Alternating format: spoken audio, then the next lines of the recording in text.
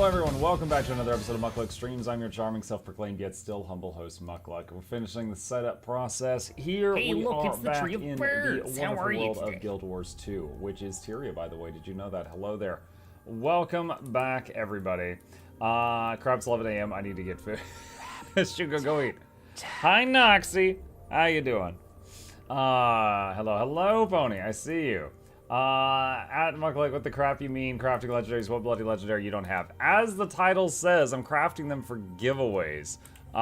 So for those who weren't here the last time, what we're currently working on is I've got a bunch of these Wizard Vault boxes that are like half of a legendary crafted.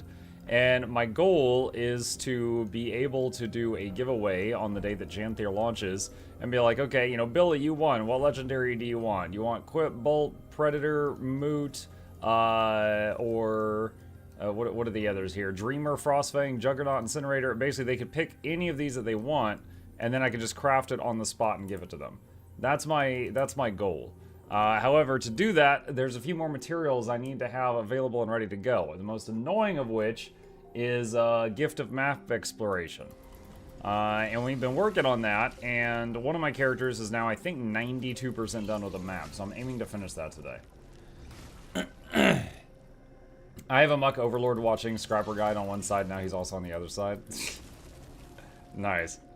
I made Scrapper for about a year. It's a fun class, IMO. They keep changing their mind what they want to do with it, but it's a fun class.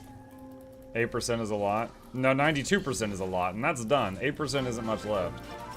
Still a few hours, though, for sure. Good morning, Muck. How many map explorations after this one? This might be the last one I ever do, man. I am not enjoying it.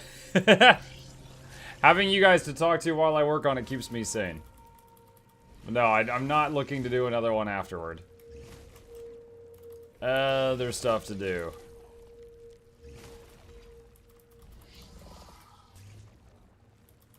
Alright, guys. Hi, Barry. How you doing? I'm his old Scrapper with quickness application. Yeah, I mean, I honestly think that they've never had a Scrapper method of applying quickness that was good. I don't think they have.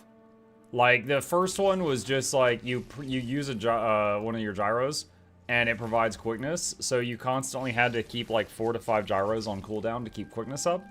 And it was just like, you never could save them for when they were needed for their actual use. You were just having to spam them off cooldown. And then after that, you know, there was the, you know, now it's, you have to do leap or, what is the other one? Leap or blast combos, but not whirl combos. Those don't count. You have to do 2 types of combos in order to keep up quickness. So you, again, are doing things like, you know, Shield 4, which is a blast finisher, but it's also a reflect projectiles. Just because you need the blast finisher, not because you need the projectiles. So you're having to burn it off cooldown to, you know, get more combos to keep the quickness up. Stuff like that. So I don't think there's ever been a version where they did it well. And for people who might be like, oh, that's not a big deal. I mean, keep in mind that Harbinger pulses quickness by just existing. You know, so does Herald. Like, the classes that you're comparing the Scrapper to do it for way less effort and can focus more on using their abilities for their intended design rather than burning them just to keep up the boon. Muck, hope you're having a good day and ready to gamble on trader boxes. Trader boxes? What? Are you talking? Is this a Path of Exile reference? Or something else? Now you're forced to explode no constantly. Yeah. 4 wins today? Oh, whatever. Before when giving super speed also gave quickness with the trait was fine. It was okay. I mean, it still involved a lot. Again, there were times when I didn't mind it as much as others, but again, I don't think any form of quickness application from Scrapper has ever been as good as its competitors. But it's still a very fun class. Are you saying quickness Scrapper isn't that great? No, I'm specifically talking about the method which they provide quickness. Quickness Scrapper is great. You can do DPS Quickness Scrapper or Heal Quick Scrapper, and it's a wonderful class. Feels really good, especially having Function Gyro always available, being able to save someone's life with a skill that's, you know, always there, you know, on a, what, 20 or 30 second cooldown. That's really awesome. But just in the way that they provide quickness, like, you know, my favorite class is probably Druid, but Druid Alacrity application is terrible compared to some of the other ways that it can be provided in the game. Just commenting that there's not equality between classes in that regard. At this point, they should just make it be applied while Function Gyro isn't on cooldown. At first I read that as is on cooldown, and I'm like, oh god, no. And then he said, I saw it was like, isn't. I was like, oh, okay. Hello, I'm kind of new to the game. Started Heart of Thorns. I'm kind of lost with the whole thing. Could you please summarize on what should I focus on, events on the map, and important things? Hello, Alexander. Heart of Thorns. Okay. So Heart of Thorns came out after the game had been out for quite some time. So people were mostly max level and had already been max level for a while. So they made Heart of Thorns arguably too tough. A lot of people struggle in the open world there because, you know, they're going from like level 79 to 80 and immediately going there. And it's not like back in the day where people were going there after having been level 80 for a very long time.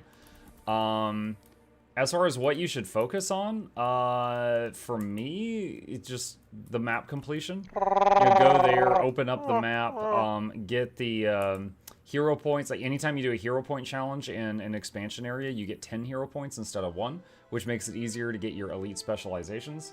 But yeah, just like open up the map, do the story, stuff like that. You'll want to get the stuff related to gliding at some point. So that will be like filling the mastery XP bar. So make sure you're filling a mastery XP bar the whole time you're doing that. Listening to Muck talking about builds makes me pretend to feel like I'm smart. Wow. It felt fun doing it with the SS because there was a reason to play in the insane amount of SS you could provide. True, that's not bad.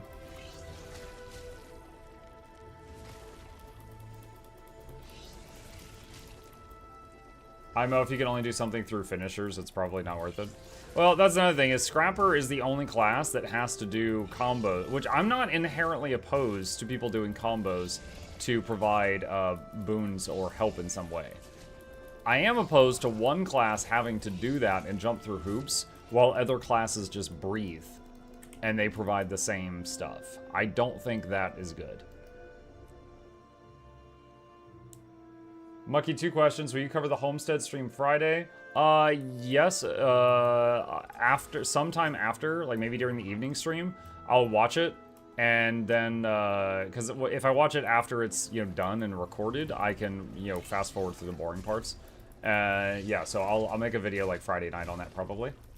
Do you think it's kind of dumb that Homesteads only have 5-player instance? No. I don't think there's many situations where you need to be able to bring more than 5 people into your home.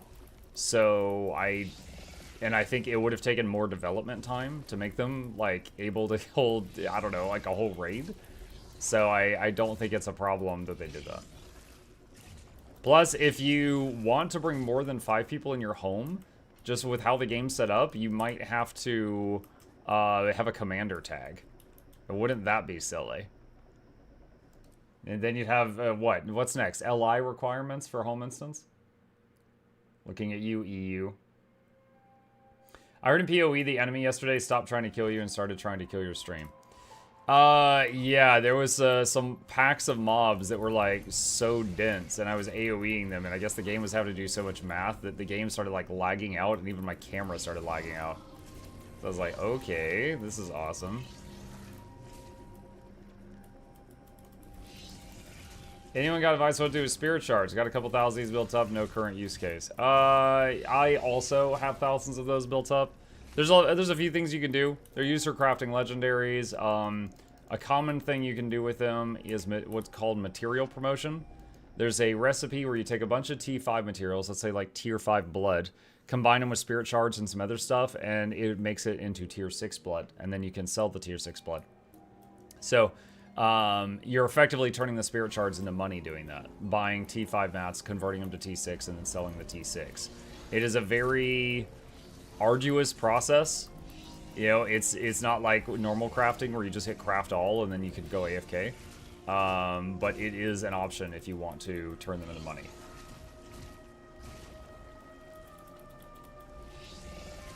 I guess Ellie does cleanses through finishers, then there is a water trait that cleanses on a flying regen. Yeah, but they can cleanse and do regen without that. There's really not an equivalency for the scrapper who can only provide quickness by doing the finishers. I'm a role player, Muck. Was hoping we could get 10 to RPN, but we are a tiny portion of the community. I get the logic you said, still sad. Still sad. I think for that, Guildhall would be your best bet. But I get you. I get you. Okay, that's done. Just doing the routine. I'm making Leggies of the bone, so I always run out of spirit shards. Got my guardian in his cape.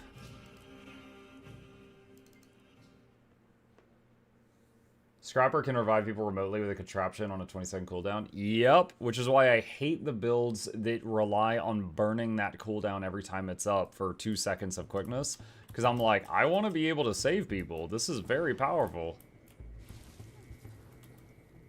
I don't want to just, burn this constantly for the boon. Morning, Muck. How's it going? Hello, Spartan. Doing good. Just doing my daily routine real quick and then going to get back into the grind.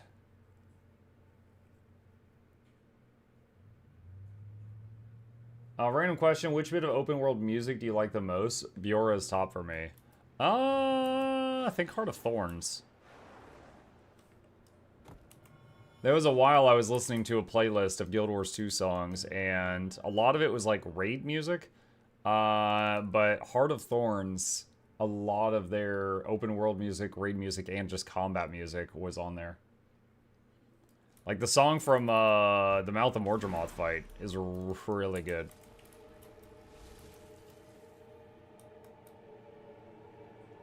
I'd be glad to have 20 seconds instead of 120 on this important of a utility.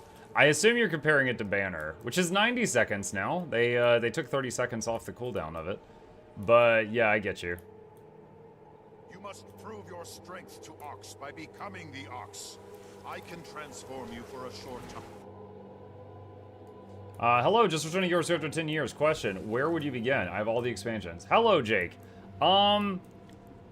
One, if you want to, you can just dive right into the most recent expansion. They designed End of Dragons and Soto, that's Secrets of the Obscure, knowing that some people, it would be their first expansion. And I think that's very smart of them. Like, going forward, they're designing each expansion knowing that some people will be going into it as their first one, and trying to make the beginning of it okay for that. That said, it depends on what you want to do. For example, I came back to this game after a 5-year break. I did not trust myself with the ability to play my old characters, so what I did is I made a new one, and I leveled it up all the way to 80, just playing it on its own. By the time it was max level, I was like, okay, I got this again, and then I started playing my old characters again. During that time, each day, I would do like one chapter of the story, and I would also do like a little bit of map completion. You know, I'd be like, okay, there's a point of interest, there's a mastery, there's a point of interest, there's a vista, there's a waypoint. Okay, that's enough for today. And I would just do a little each day. So eventually, I got the whole story done and the whole world map opened up by doing that. Now, you don't have to do that, but that was what I chose to do after, you know, playing it after so long. Okay. Brains will register last month's buffs at August 4th on 10:15 Central European time. Until then, I'm salty. Yeah. I remember the banner change clearly because my nature spirit got the same treatment on the same day. Hey, Muck. Course checking and saying hi. Thanks for making such fun, positive content. I really appreciate your work. Thank you for enjoying my content. You keep me employed. Appreciate that. Glad you like it. Let's see. Star of Gratitude. Come on. There we go. And Light Energy Converter. Grab those. Okay. All right, that's good. Okay, now logging into the tallest. My oldest non-deleted character. But considering the story, is there anything you're hoping for in Janthir? Janthir is lore I know pretty much nothing about. I know that the Eye of Janthir follows us around and it's kind of a creep. That's pretty much it. I don't know a lot about it. Do I need to follow this? Okay. So I don't have any hopes related to the story other than I hope it's good. I hope it's good. You know, like probably any of you, there was some of the story in the past I've enjoyed, and there's some story in the past I have not enjoyed. I hope that they knock it out of the park with this one. That said, in my opinion, I think the most important thing is that the repeatable content is really, really good. The content that we're doing 1,000 times, you know, the fractals, the dungeons, the PvP, the world v world, the spears, you know, the stuff that affects us for hundreds of hours, not the story bit that we play through one time. Now, the story is still important to the game, but I feel like it's more important that the other stuff be good. So, like, I'm looking forward to... Okay, let me take you an example. The Homestead. Homestead, there's a lot of people excited about customizing their own home. I am happy because they are happy. I am not going to do much to decorate my home and, you know, build in there with the Legos. However, I am excited for that one little button they're adding, which is... Oh, God, this freaking thing. I am excited for that one little button they're adding. That is the collect all button. They're adding the collect all button to it. Okay. I'm trying to remember. There's a cheap way that Noxxi told me. This is the worst heart in the game. There's a cheesy way of doing this heart, and I'm trying to remember how to do it. Hold on. I'm trying to use the prototype position rewinder here.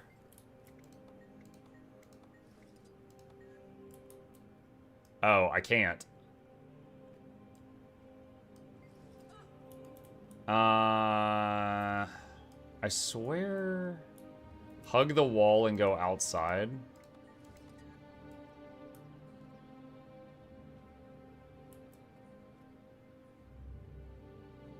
Okay. So for those that don't know what this is, you get stealthed and you have to go through an obstacle course, and if anyone sees you, you fail. And you have to, like, you know, get credit by doing a bunch of stuff in there in order to pass it. And it's really, really annoying. It takes a lot of time, and for most people, it is the worst heart in the game if you're doing map completion.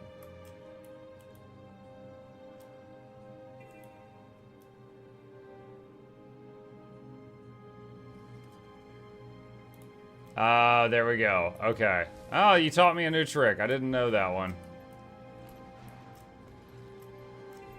This is still gonna take a little bit.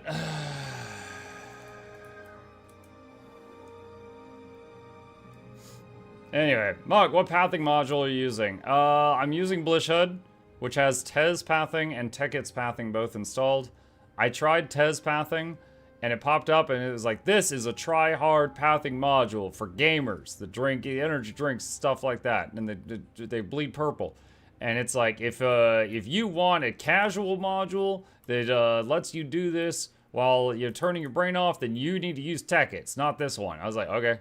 So I uninstalled it, and I installed Teket's. So I have followed the instructions on both of them to the letter, and that's where I'm at.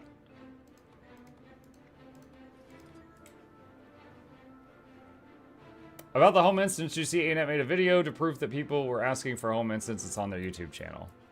Are you talking about the picture that has like 20 tweets? Yeah, I did see that. I mean, 20 tweets in, you know, 10 years is not a lot, but yeah, I know that people have asked about it.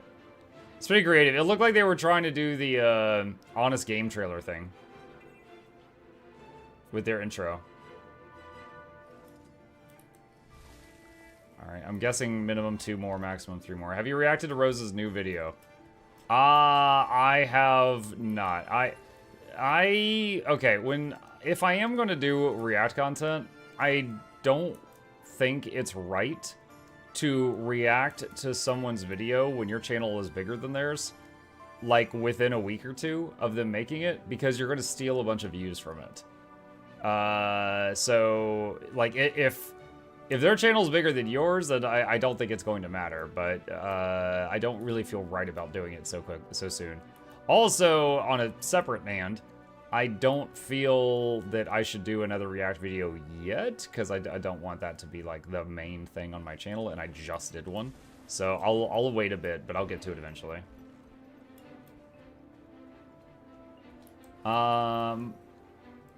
Did you get the pathing module you're using from? Is it in the Blish HUD repo? Yeah, it's in Blish HUD in-game. Yes, that is correct. Yeah, it's just... Yeah, I think you just search for pathing in the Blish HUD module list. Don't make Noxxi quit. You're doing map comp? Yep. We're 92%. I need to finish this to make 2 more legendaries so I can give them to you guys. You leeches. I admit it, you just want to let Noxxi relax a bit. I gotta keep Noxxi busy. I pay Noxxi a... Noxxi charges me like a flat fee for just a mountain of editing each month. So if I can't give her something to do, then she just gets paid and doesn't have to do anything. So I very much need to keep her occupied. Or I'm losing money.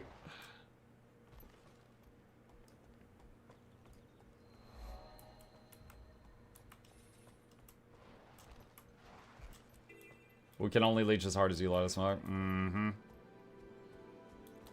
Dispatch separatists, destroy their supplies, steal explosive powder.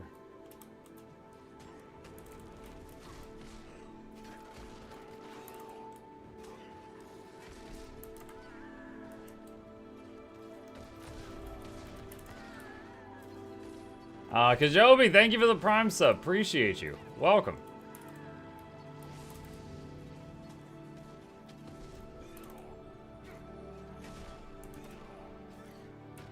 How did you and Noxxi meet and work together? A lot of people know me for, like, my Guild Wars 2 videos, right? And I have been very fortunate to have gotten the size of the audience that I have. But in terms of, like, longevity, for those who don't know, Noxxi's made Guild Wars 2 videos a lot longer than I have. I just got, you know, very lucky with channel growth, and I was, you know, making guides and stuff like that. So I knew who Noxxi was as a content creator, like as a YouTuber, for a long time before I started making stuff. And there was a period of time... here, hang on a second. Let's see. Hold on. YouTube, Noxxi, videos. Frost Joke, thank you for the membership. I appreciate you. Welcome. Give me one sec. Okay. So, specifically, Noxxi, I was at a point where I was like, okay, I'm streaming every day, I'm making videos a lot, like I love my job, but I'm always tired, and I was talking with my wife about, you know, reinvesting some of the money I earn into getting an editor, so that I could have more time to focus on, like, streaming and designing videos and you know, spend less time editing videos. So we were discussing that. Then I saw Noxxi one day, who I was following her on Twitter, and they posted, like, basically that they were working in some factory or something, and they absolutely hated it there, and they were trying to get more clients for editing, so that they could swap to doing editing as their full-time job, because for them it was a hobby. Now, I was already familiar with Noxxi's work. However, in my opinion, the thing that to me was Noxxi's strongest resume for how good they could edit was literally this. This was a video that Noxxi did for Teapot for the Masters of the Arena tournament.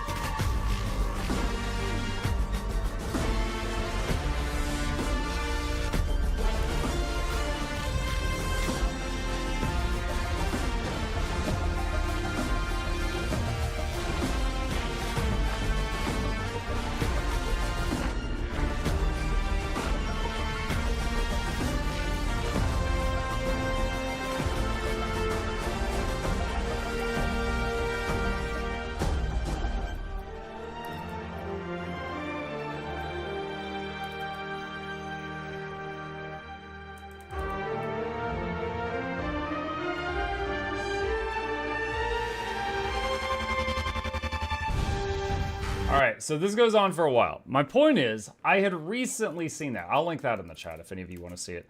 I had recently seen that video. To me, that was Noxxi's resume. And so I knew that if you gave them time to cook, so to speak, with a video, they will make a great video. And Noxxi put that on Twitter, and I was like, yo! And I immediately reached out to them, and they knew me from the guides that I had made, because I had been editing my own videos, self-taught, so yeah, they were okay for a year or two. And I was like, hey, I am actually thinking about getting an editor to free up some time. If I was like, what are your rates? I was like, if I can afford you, I'm freaking interested. And Noxxi was like, yo, oh yeah, I'm thinking about it, and kind of beating around the bush. I was like, all right, well, when you figure it out, you give me a number, please. I'm very interested in working with you. Because I know you know Guild Wars 2, and I know you know how to edit. I just need to know if I can afford you. That's it.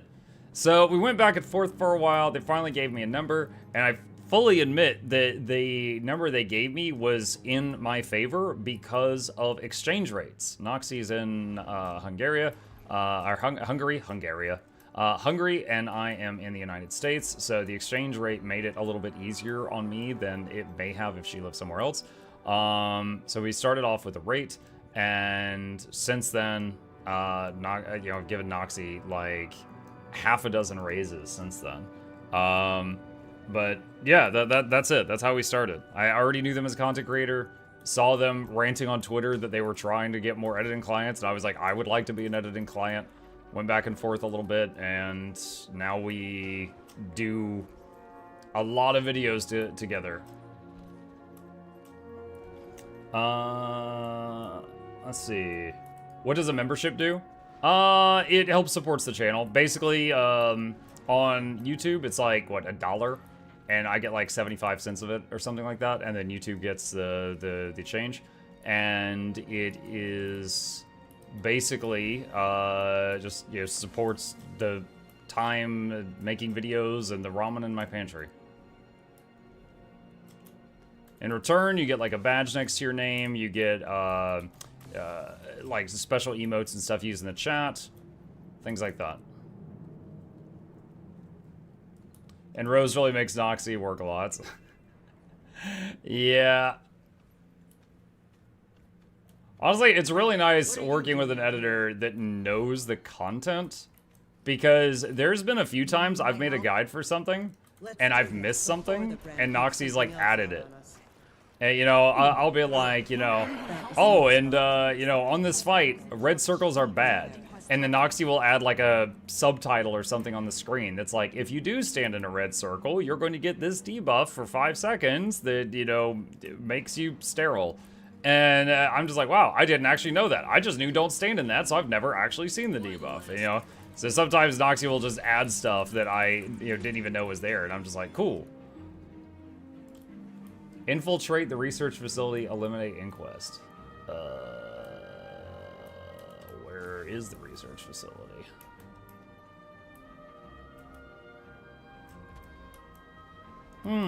Hey all, hi Smiley. That's not that's a char base.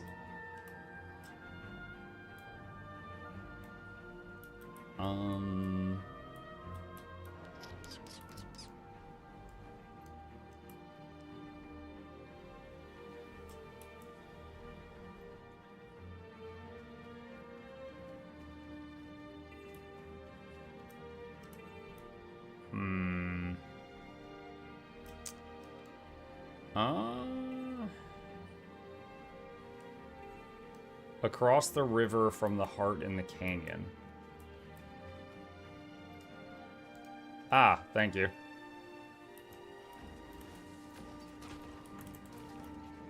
Noxxi killed it in the recent tech support video. The various green screen changes are fantastic. I gotta say, when she cut that video up, I was not expecting that. I've been watching Rose's reaction to your reaction. I didn't know he'd already done that. The last time we did a reaction to my reaction took him like 6 months.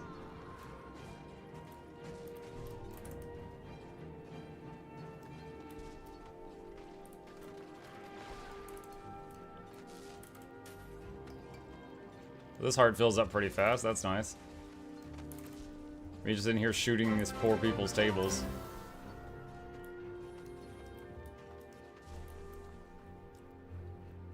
He did it on Twitch. Gotcha. Yo, send me a link so I can watch it later. It was that Thunder Sage. Thank you for the Prime. Really appreciate that. Welcome. Thank you, thank you, thank you. Oh, hello, Shatterer. How you doing?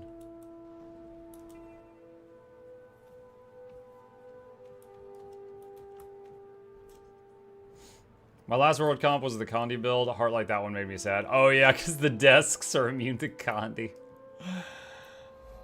Remove script from Tongue Rock. Tongue Rock? Tongue Rock.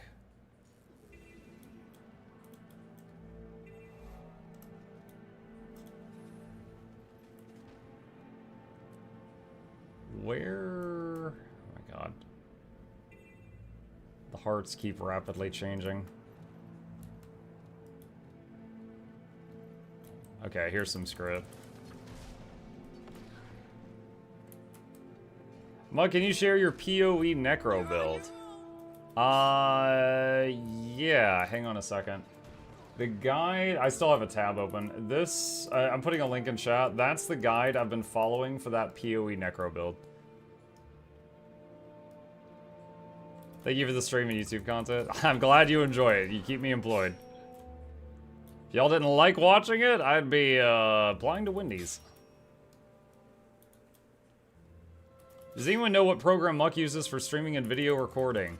OBS Studio. Give me just a second here. This is it. Mew. This is what I'm using.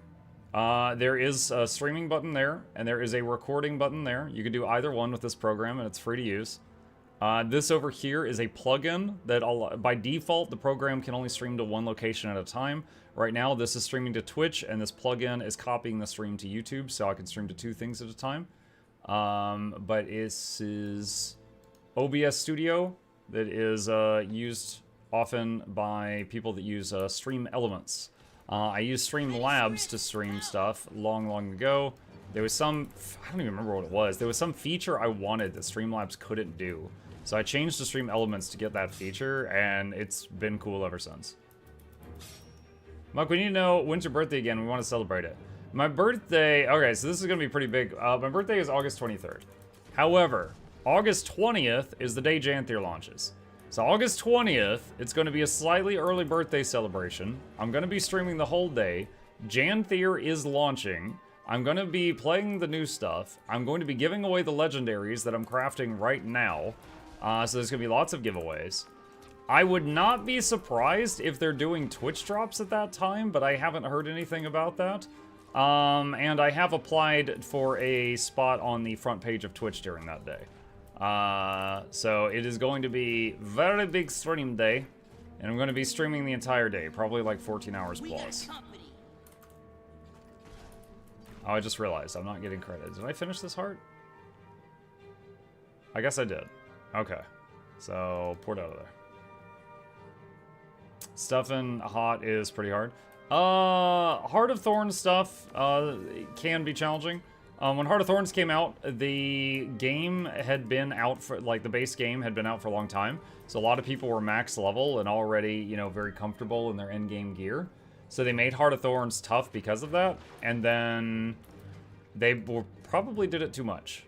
Because now, when people just hit level 79, then they hit 80, then go to Heart of Thorns, they get hit with a truck. How many Leggies are you planning to give away? I already have one ready to go. That was given by somebody else. However, when I finish this exploration, I'll be able to craft 2 more. Num num num num num num num num num num. So finishing this world map comp, I'll have 3 total to give out and counting.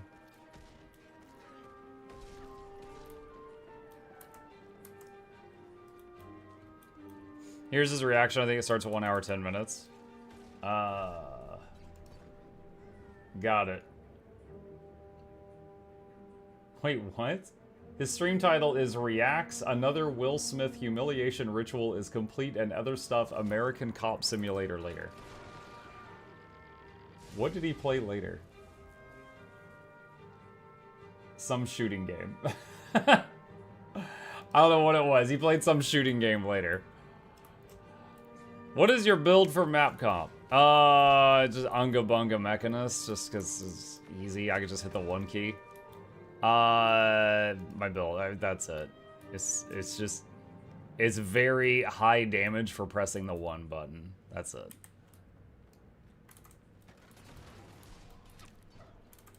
Do not have to think about it.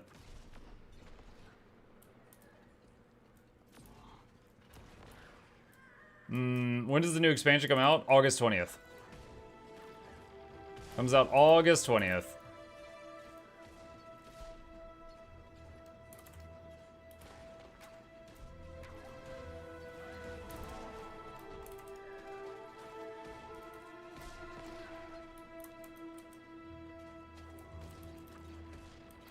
Do you need any donations for smaller prizes?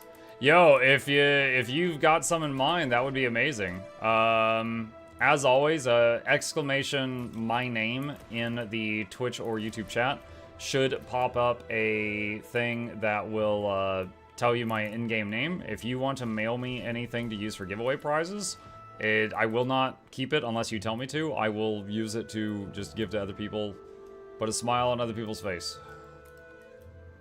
Is butter okay? Yeah, that's fine.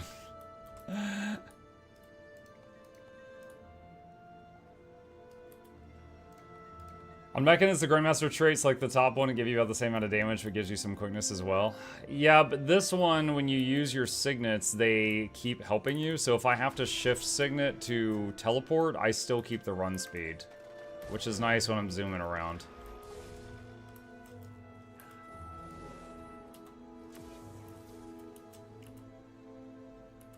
Okay, waypoint.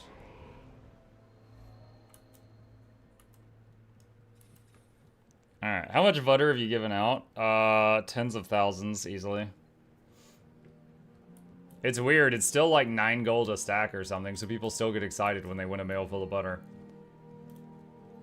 Why is butter so good, though? I don't know. Why are these all invulnerable?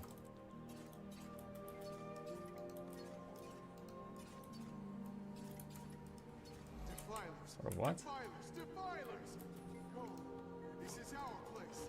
Perfect. They're back, and they brought Shaw. Die now. Feel the power of our god. What is happening? Is this an event? Kill the shaman. Ah! Why does it take a scientist to point that out? They've all got grappling hooks! Summon and stop the summon. I will stop the elemental. Oh, this isn't even giving me credit. Lame. Any gym codes in the big giveaway? I have to double check my list. I might have some. How much is left? I am at 93%. Okay, hold on. What am I supposed to do here? Eliminate Grawl Earth Elementals and Grawl Supplies. Yeah, I just eliminated all 3 of those things and not getting any credit.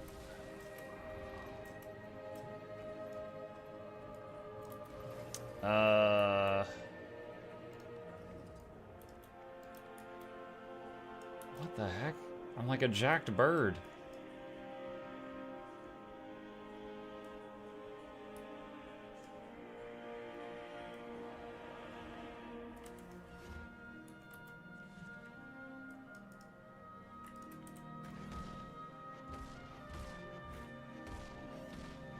Yeah, because this is way more dangerous than the gun and the giant robot I had. Alright.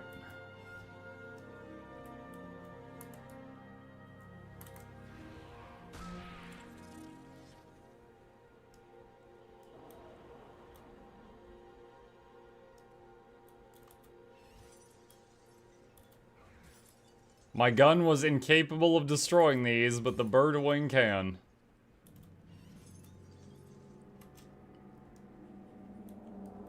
Bird is the word? Yeah, the word is violence. Swarm them! Ah!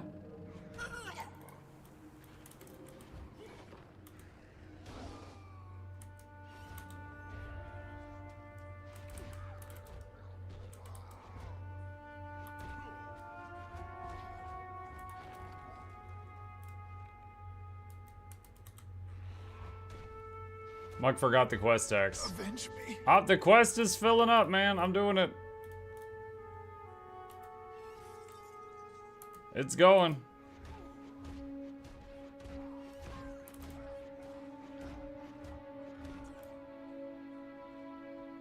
Send some giveaway stuff. I appreciate that. Thank you, Synth. When I'm back on my character that's next to the guild bank, I'll check what's in my mail. Random Picapolo says, is it better to buy the basic expansion plus some gems or the $75 pack? It's better to get the most expensive everything while using my referral link. That's a joke. Okay, so you're talking about like Ultimate Edition. Ultimate Edition adds $25 to the price tag, but it gives you $50 worth of gems added to your purchase. So if you have stuff that you want to buy with gems, it's a good deal because you're getting $50 worth of gems for $25. But if you really don't have anything that you want to buy with gems, then it's pointless. So, you know, don't do it in that case, you know? So that's basically it. If there's stuff that you could use the gems for, it's good value. If there's not anything you've got your eye on that involves gems, then, you know, don't do that. But you should totally use my referral link. Unless you're on Steam, then, you know, it doesn't work.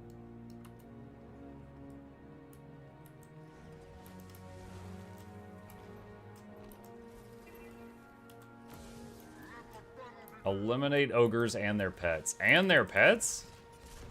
So mean. Mug, don't we always have stuff to spend gems on?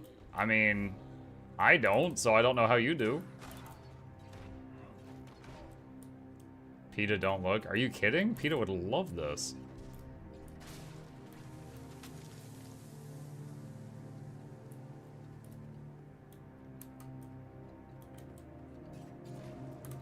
New prey.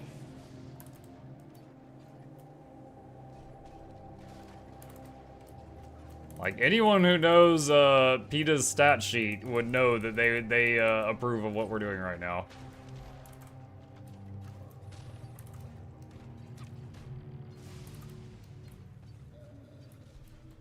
Are we done here? Yeah, I guess we are. Okay. That was fast. Remember the stuff to use gems for includes gold in case you need to buy a lot of materials. I will say converting gems to gold is almost always a really bad exchange rate, but yes, technically it is possible. You can do that.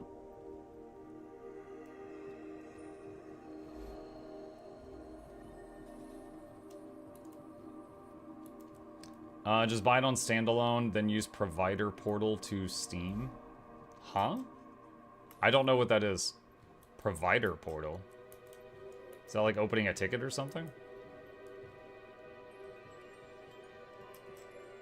Unless you don't know how that works, then please don't do that. Okay.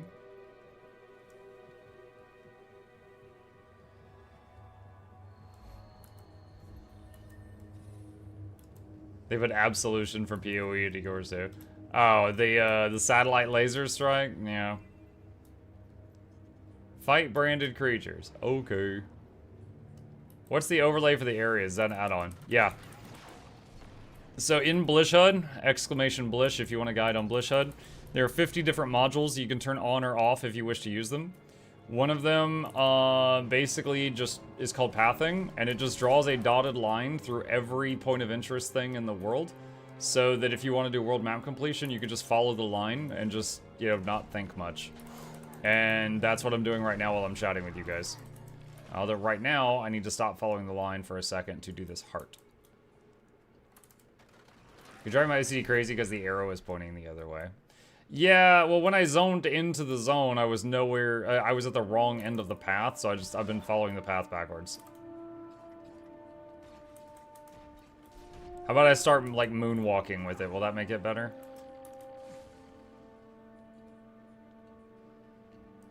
It allows you to launch a Steam version with a standalone account. But is it actually Steam, though? Like, okay, can I use Steam money to buy gems if I do the thing that you described? Like, is it actually Steam, or are you just using Steam as a launcher? No? Okay, so you're just using Steam as a launcher then. Alright. In that case, so the thing is like, if they already had a Steam account, you can't do the thing that you said to add a standalone expansion copy to it. And I would absolutely not want people to, like, use my referral link and then get something they can't use because they misunderstood.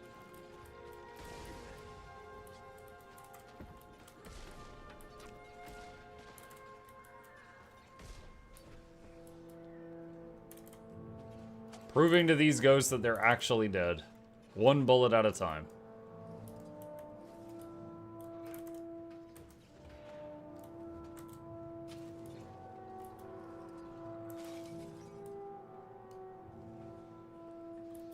Well, hello there. Hello, Winnie the Pooh. What's up? Dude, after you pick up those torches, you are stunned for a long time. How American of you. Mm-hmm. Hi, Shatterer. Where'd you get the crossbow skin? I love it. Where did I get this? That is the Ebonhawk crossbow rifle, if you want to check the wiki. I forgot where I got this. Chat says it was Black Lion statues. So it might be on the Black Lion statuette vendor, if that was the case.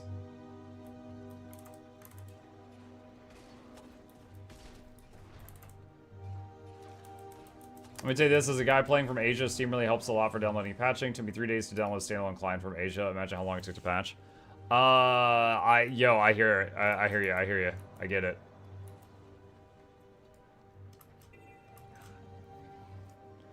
Anytime I'm giving, like, instructions to a lot of people, what is your name? Cow Kane.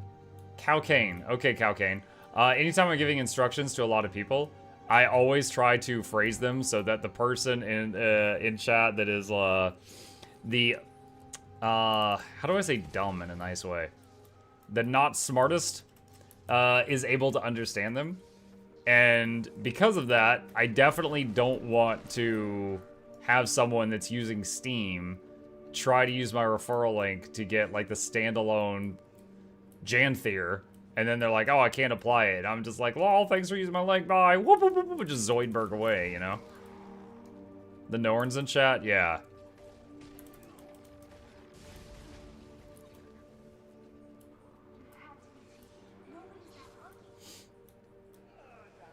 The monkey brains, there you go.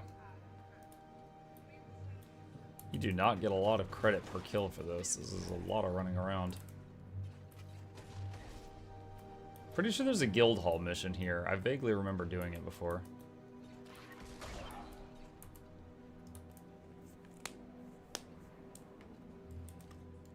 The least common denominator is the term you want. There we go.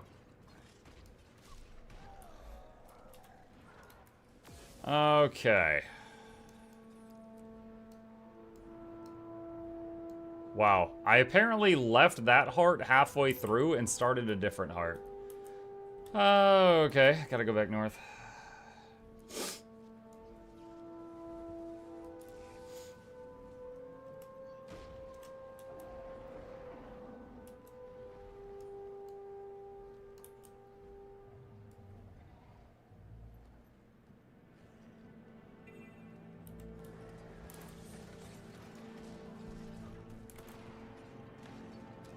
Every time you say, oh, okay, I think you started the dancing video. I've got you Pavloved. World completion is such a slog, I have to do it another 3 times. 3 times? Wow. I mean, I don't have to do it. I just realized, I was like, oh wow. If I finish World Map Comp on this character, I'll be able to, make 2 more Leggies because of these Wizard Vault kits. I guess I can do that. And then here we are.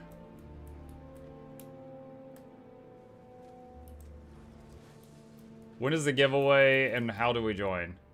As it says in the stream title, it's for Janthir launch. And Janthir launches on January 20th. Or sorry, not January. August 20th. So it's not today. We're just chatting and farming and building up riches in order to do it.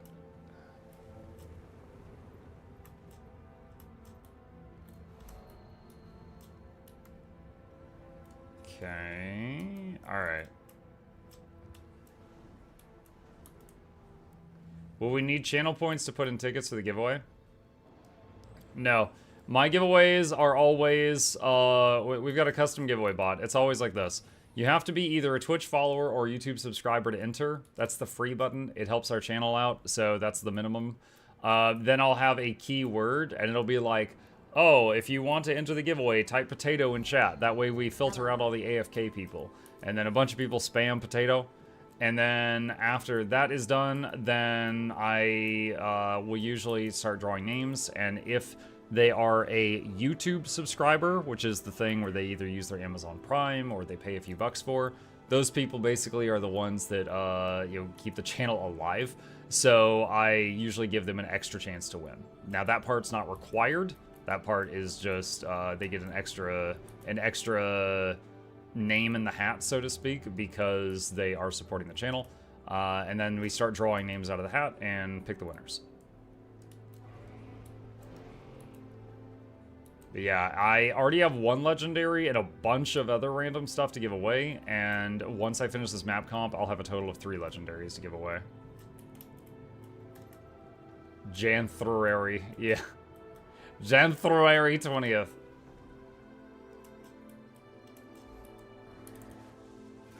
Is there a Leggy pistol? Yes, actually, because one of the legendary crafting kits has quip in it. So yeah, there is. Or if you're just asking in the general sense, are there Leggy pistols? Then still yes, there are multiple. What Leggy are you crafting? I'm getting Gifts of Exploration for the Wizard's Vault boxes. So if someone wins, I'll just say pick anything you want from the Wizard's Vault boxes. And the Wizard's Vault boxes has like 8 different Leggies in there. And then I can make them whatever they want.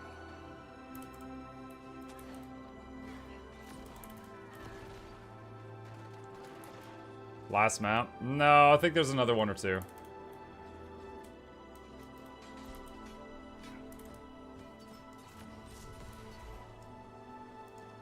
Alright, that one's done. Can we have it custom named?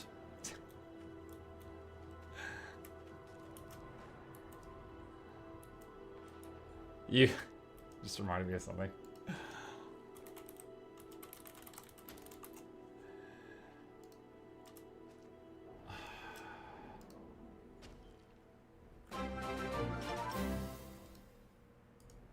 Hold on.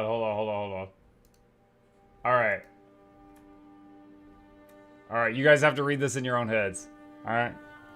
They say the best swords have names. Any ideas?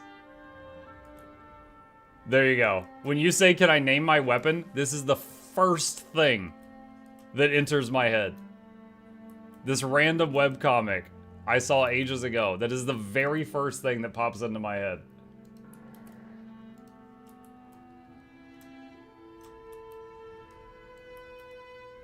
PG stream mock. Ah, it's okay. The kids can't read. Are those FF Tactics characters? Yeah, I don't know. I just saw that comic years ago. I googled it, found it immediately.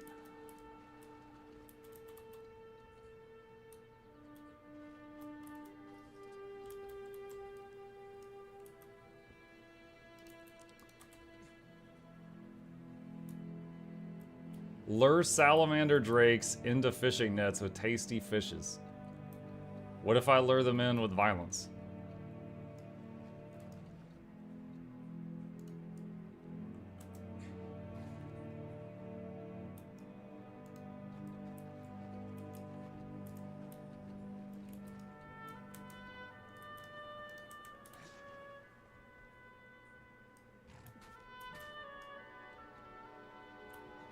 So it looks like you need the fish for it to work.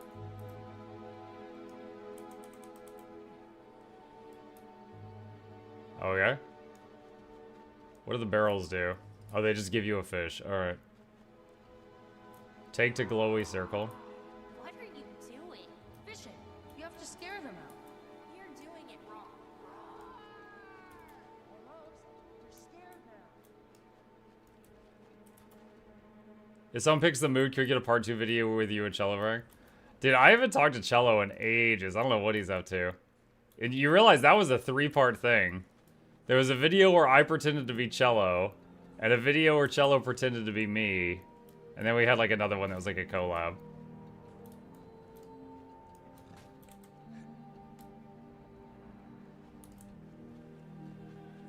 Like, I occasionally see him pop up in the Guild Wars 2 section, but I feel like he's just been really busy with life.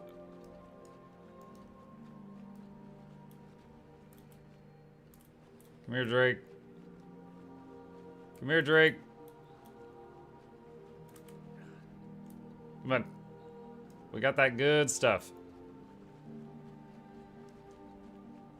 Welcome to my channel, where I give to Guild Wars 2 players the moods. There we go. Alright.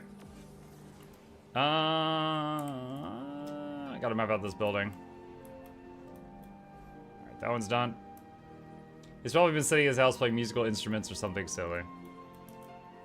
He has to practice 20 hours a day to still be able to play Weaver. He's been working on that. Isn't he a doctor?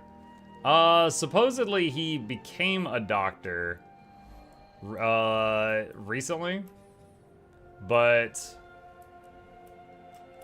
I don't know, like, the thing that the reason I say this is so bad, but the reason I say supposedly is because he was after he became a doctor, I still saw him streaming like every single day for the next month, and I was like, are you a doctor or not?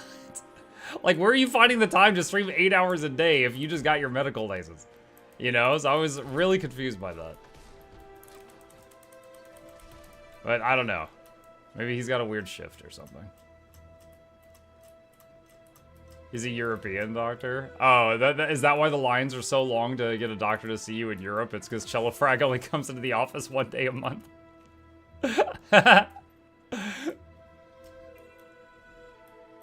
Oh no, Muck, hopefully you've done the one heart. Oh, Ash Legion? Yeah, we did the Ash Legion one earlier.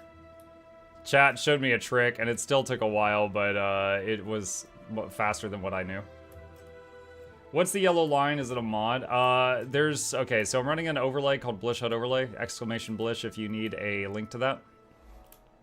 Blish has like 50 modules in it that you can turn on or off based on what you need. This one's called Pathing. The Pathing module just has a line that goes through all of the important stuff in the world for world completion, so you just follow it, and you can kind of lazily get Mapcom done. Destroy ogre stuff. Where's the ogres? Are they across the bridge? Ready for a challenge?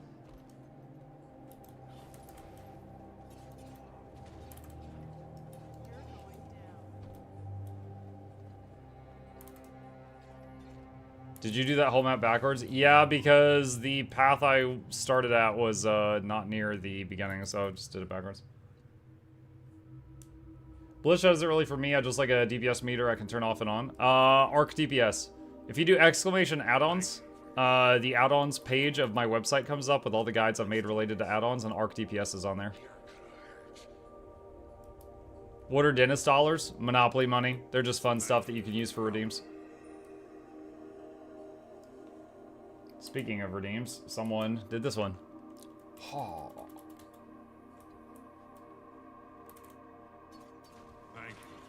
Is this the ogre camp? I don't think that's the ogre camp. No, those are char in there. I don't know where oh, there's some ogres up there. How often does Arc DPS break? Yes.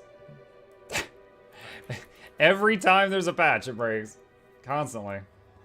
Blish never breaks because Blish is an overlay and it doesn't inject into the game data, so when the game updates, Blish doesn't care. But, yeah, Arc breaks always. Definitely, if you're going to download add-ons for Arc, I recommend the guide I did on the add-on manager, because it can keep re-updating Arc after it breaks each time.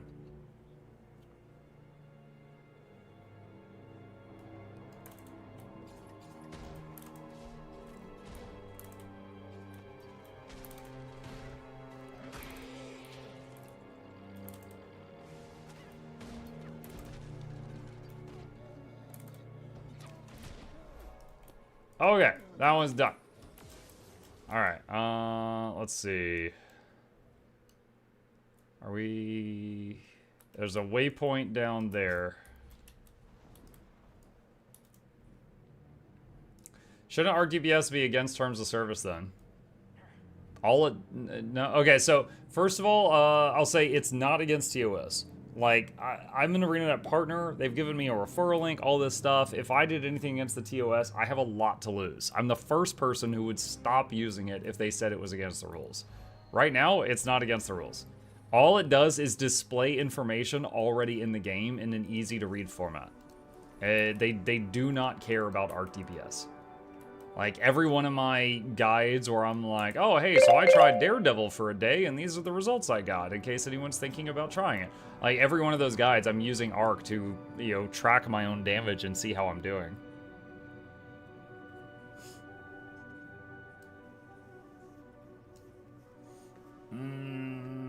Is the concern about having an official DPS meter in game that will divide the community? Our DPS read. The DPS, there is a DPS meter in game, which is the one at the golem, but it doesn't work if you're not at the golem.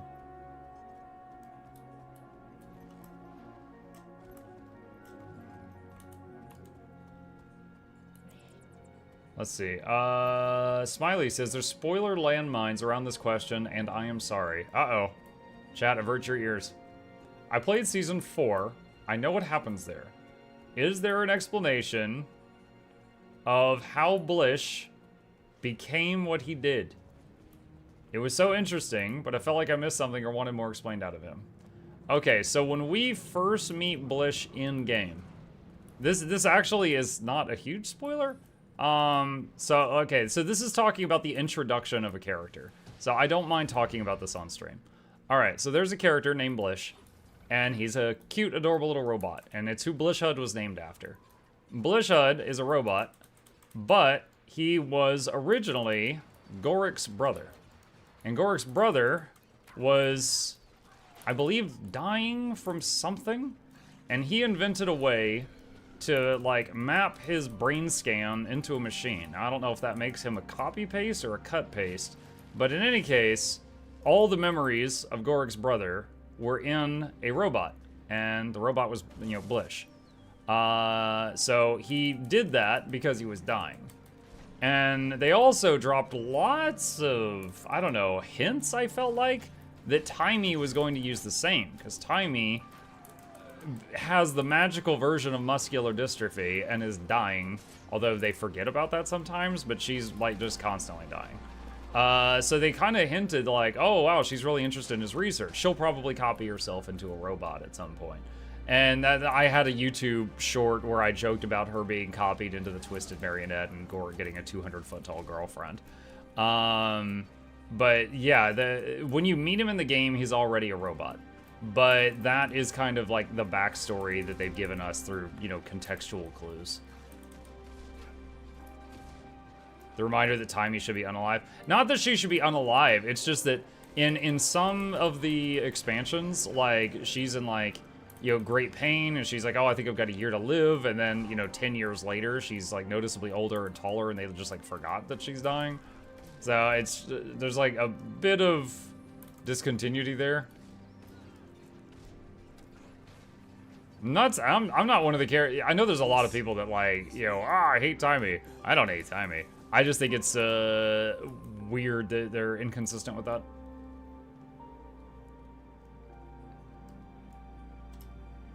When Timey didn't die at End of Dragons, I felt robbed. You felt robbed? Oh my god. I think the closest she got to death was, I can't even remember when it was in the story, but there was a point in the story where Joko brought back zombie Asura and had them like hack Timey's suit. Was it Scruffy?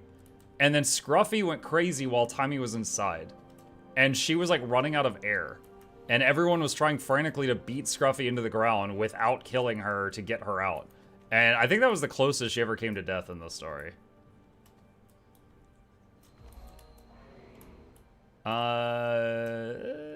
There's not a... Okay, I thought there was a heart here. Alright, that's fine.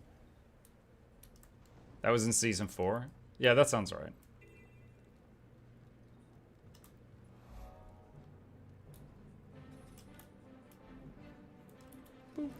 By the way, for anyone interested in this, there is a pathing version that says I don't have a flying mount, and then there's one that says I have a flying mount. So if you're ever interested in doing this, it doesn't just, you know, assume you have a flying mount. You don't have to. Can I do this one underwater? Ah, yes, the underwater grenade kit, which you do not have to spam click the button. It just fires on its own. Beautiful.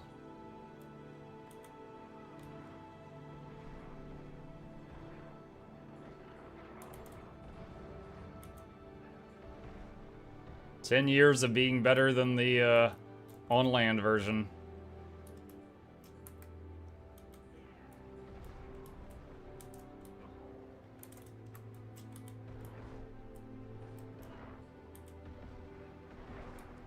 Giant fish right in my face. Me? I should throw grenades in its face.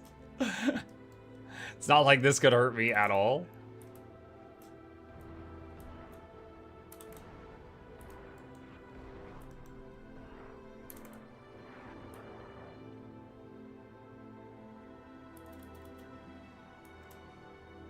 Tommy's an interesting character, at least. I like her way more than Angsty Anger Man Ham.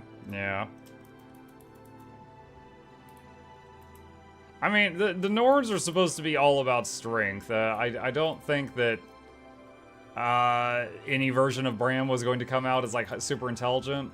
The problem I have with Bram is he's constantly... not intentionally sabotaging us. Like, okay, here's the metaphor I've often used. If you've got some guy in the real world, and he's in the army, and he's leading a squad, and due to a mistake he made, he gets his whole squad killed, does the army go, "Oh, it's okay, try again," and give him another squad? That's my question to you. Does the army give them another squad to command? Even if they don't court-martial them, for some reason, and they don't charge them with the murder of their friends, do they say, "Try again, here's more men"? The problem is that Bram has led like half a dozen of his squads to their death, and we keep saying, "It's okay, buddy, try again," and giving him more red shirts. Like, he clearly wants to help. Fine, you need to be in the cafeteria. He needs to be like at the blacksmith, or like making boxed lunches or something. I don't know. But he cannot be on the front lines. He is constantly getting more of our people killed than the dragon's people killed.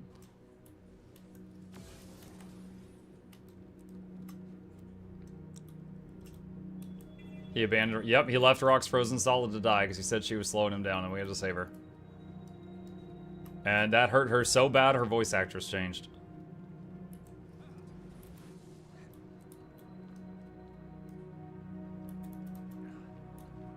Hi, Mugga Chat, you doing Mabcom? I am.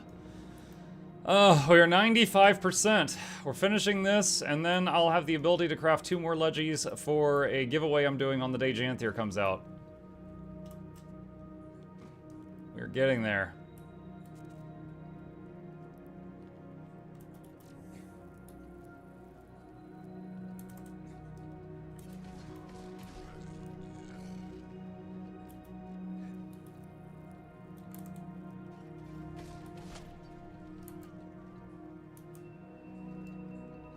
Almost there. Yup.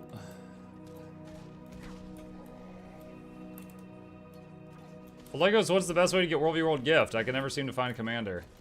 It can depend on time. Like, you know, there's prime time for playing for each region. But yeah, if you go in there you know, check all the maps, see if you can find a blob to join in.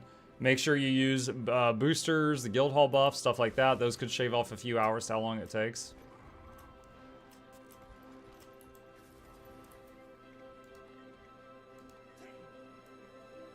Fun fact for you guys. I won't say who it is because I don't want to ruin a good book. Is it Sea of Sorrows? No, Ghosts of Ascalon. The novel Ghosts of Ascalon for Guild Wars 2. A character in that book that does not survive, their gravestone is right there. And a character in that book that does survive comes here and visits the gravestone periodically and talks to it. They, some of them are still alive in this universe.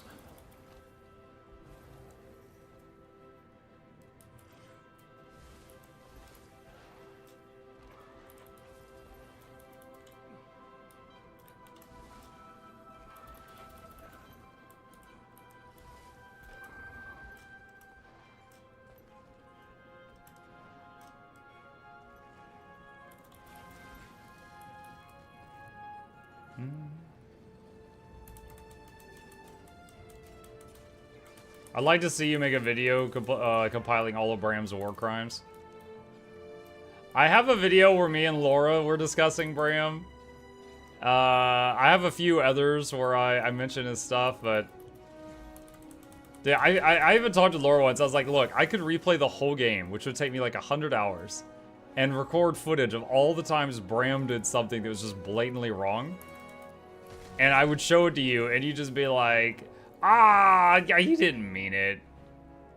He's just a big cutie patootie or something. Like it wouldn't matter to her.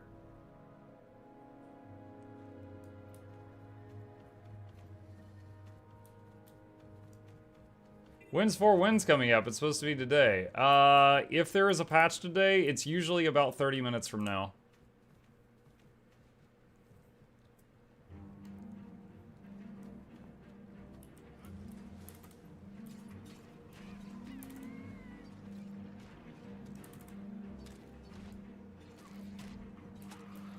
Is getting the flying dragon easy?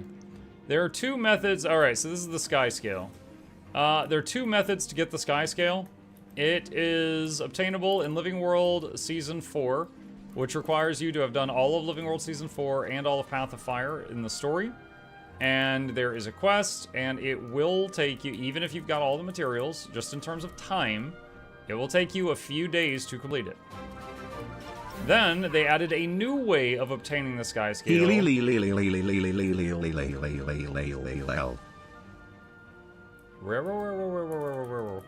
They added a new way of getting the Skyscale in Secrets of the Obscure, which, you know, still takes some effort, but it's maybe like, you know, one long play session you can get it done rather than like a week, you know? Now, ideally, you'd probably eventually want to do both methods because they both teach your Skyscale some abilities. So if you do both methods, your Skyscale has all of its skills. But I do have a guide on my channel for, it's called like how to get the Skyscale fast, and it's like the Soto method, if you feel that you need that. How long have I been a potato? What the heck? That was supposed to be a 2-minute thing.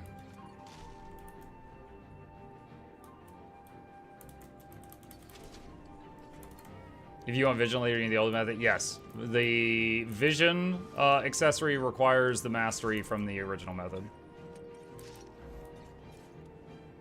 I hope Homesteads bring back the ability to play couch with our Skyscale. There's a Skyscale whistle sometimes on the gem store that allows you to summon like the baby version of your Skyscale, and you can like play with it and stuff. That might be what you want.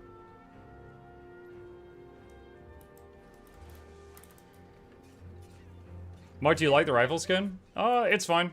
I also like, there's another one called Iron Sight, and it shoots like railroad spikes. That one's fun too.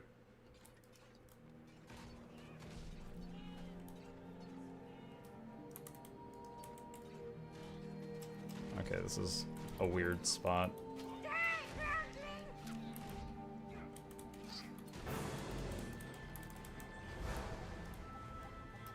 I feel like those rocks and stuff shouldn't even be here. Aside from fractals, any other way to quickly get spirit shards, limited time to play the game. Spirit shards. Chat, help me out. Give our friend your very best spirit shard gaining advice. We're gonna pool our knowledge on this one.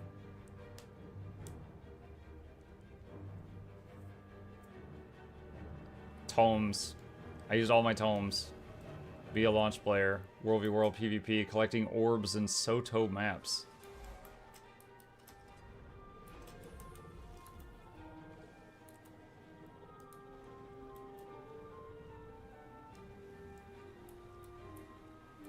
Hang out somewhere where you have max mastery. Yeah, like if you've got every Heart of Thorns mastery point, and then you just like do metas there, you do get like almost a spirit shard per meta because of the XP. And anything that boosts your XP gain will increase how fast you get the shards. That is a thing. What's the line you're following? It's a pathing module in Blish HUD, exclamation Blish if you would like to download it, and it just makes doing world map completion really lazy because I can just follow the line.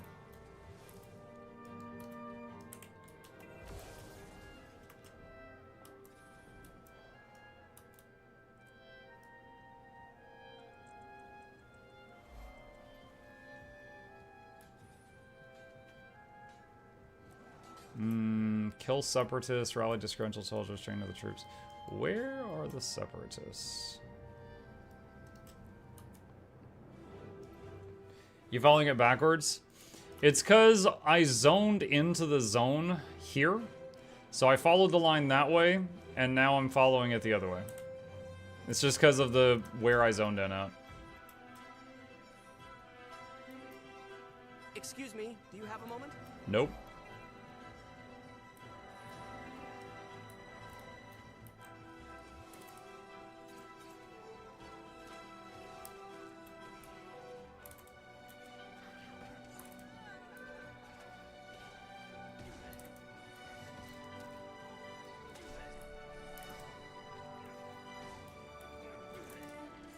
Is it weird to be running around open world with Druid raid build and just healing stuff? No, I have done that before. If you enjoy playing support, then it's fun. I highly recommend, if you enjoy open world healing, the Seitung province meta event. The final boss fight, there's a lot of people that need healing. There is no shortage of people that are getting, you know, hit with 40 stacks of bleeding.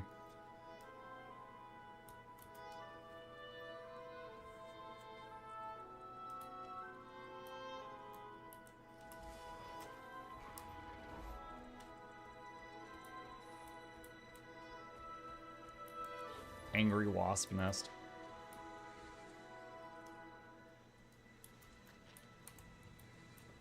Suspicious barrel.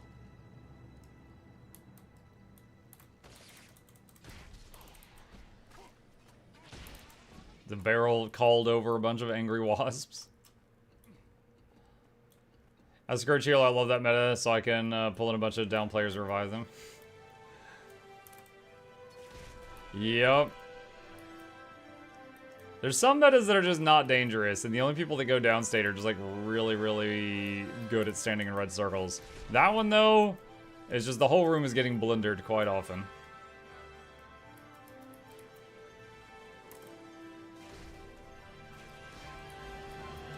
Okay, there is 2 hearts here, and I ended up doing not the one I wanted, but that's fine. Gotta go back over this way.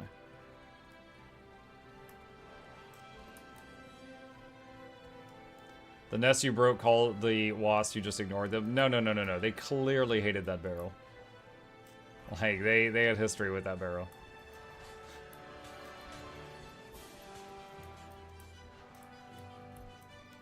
Mech's still unpassive. Oh god, I almost died. Yeah, sure, I could do that. Alright, this is for R and I.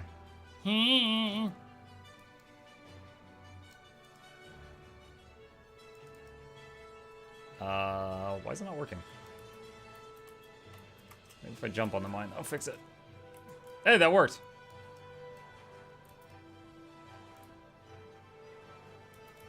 Looks like it works instantly, but then it just takes a while for it to, like, graphically register.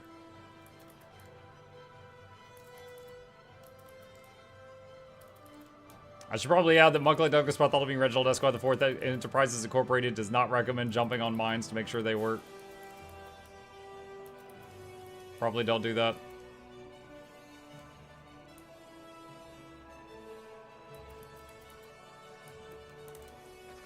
What are you doing? Get off me. Which spear kit are you most excited for in Janthir Wilds?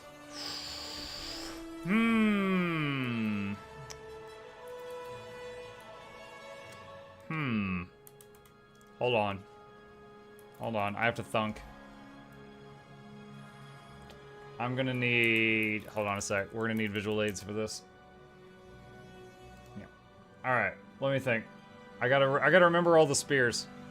Alright. Warrior. I find it odd. It's ranged. That does more damage when you are close. So, like, what's the point? Guardian? Kinda cool. It's hybrid. So, options. Revenant.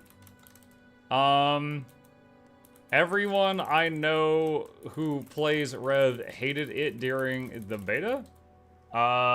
Said it felt slow. Ranger feels like a PvP weapon. Currently damage is way too low. If they buff damage, maybe good. Engineer. Honestly, it had the same job as other options, like pistol, but it was a lot of fun. It was just a lot of simple fun. Like, you're skating around on the electricity and doing just, like, huge amounts of bleed stacks and stuff with the spear was very fun. Thief. Too big brain for me. Has a million rotation options. Looks promising. Mesmer. The only Reddit community happy with their spear. Seemed good from reading that. Ellie. They will die more often with how much of the ground they are covering and cannot see red circles. And Necro, PvP weapon. In PvE, it is just a worse greatsword. PvP because you can teleport behind someone, remove their boons, stop them from getting more boons, and do a bunch of damage. Alright, so that's my thoughts on spears currently. What's the list for? People ask my thoughts on spears, and I had to compile them. That's it. That's how I feel about the spears right now.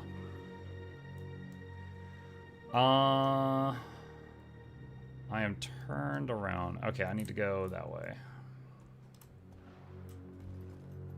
Love your recent build videos. Any idea how your results are like 20% less damage than the benchmark ones? Seems an insane difference compared to how active you are with using the builds or your skill knowledge of the game.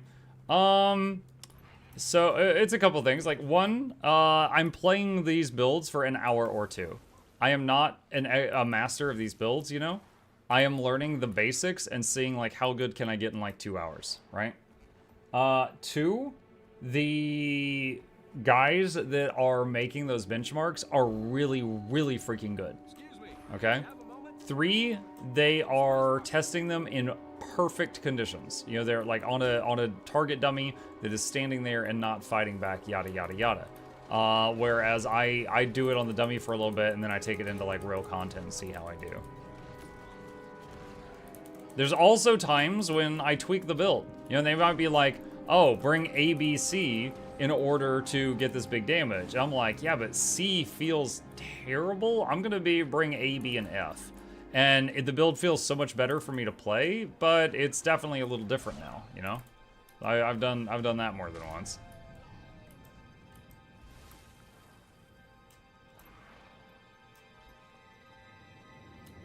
For example, recently I did the video where I was like, this is my favorite boon support, and it was on Untamed, for those of you that saw that.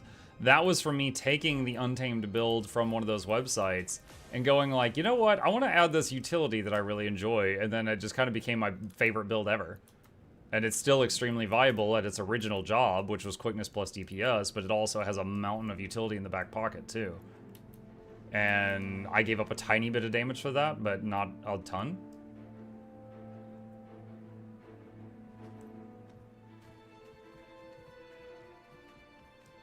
I'll add at least spear circles need to last longer, and trying to use a movement skill like Water 3 to charge your circle feels really annoying. I could understand that. Yeah, I didn't try Ellie during the beta, but when I saw that their answer was for the circles, they were like, oh yeah, don't worry, we're gonna make it so not everyone sees the circles, only Ellies. I'm like, great, so only the Ellies will kill themselves. That's still not great. The circle needs, like, some transparency or something.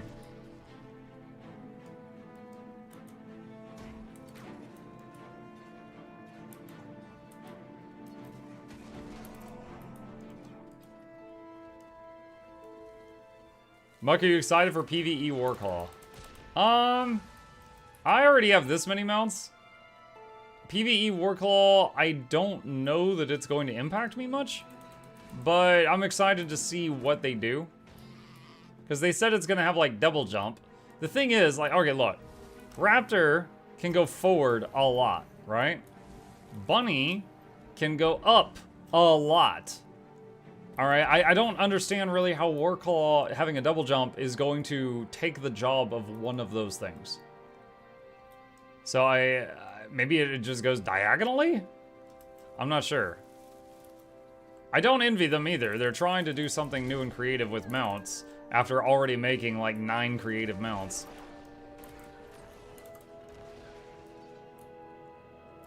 Also no fall damage. That one's cool. Yeah, there's a mastery coming for the new Warclaw that will make it so we don't take fall damage on mounts. That is neat.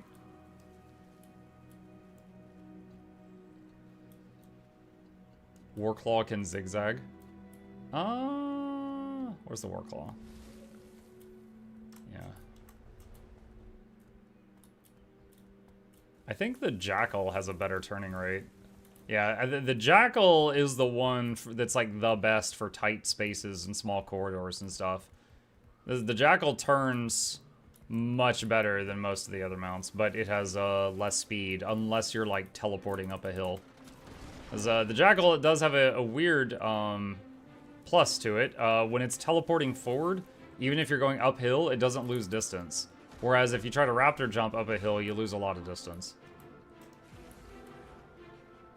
Jackal doesn't take fall damage if you dodge before landing. True.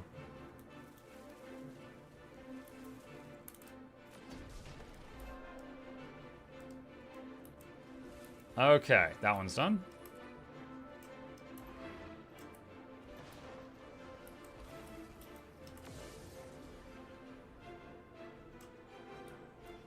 Are they going to limit the old mount in new map?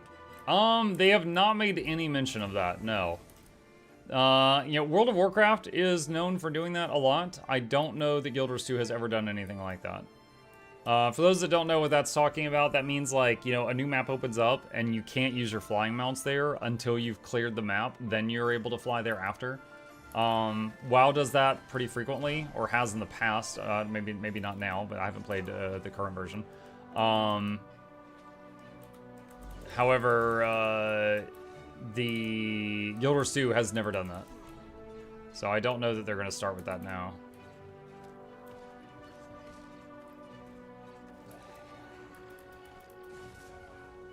Okay, what am I supposed to do with this?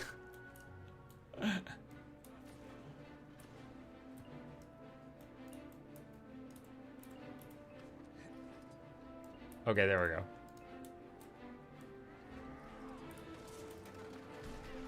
Oh, he doesn't get knocked down, of course.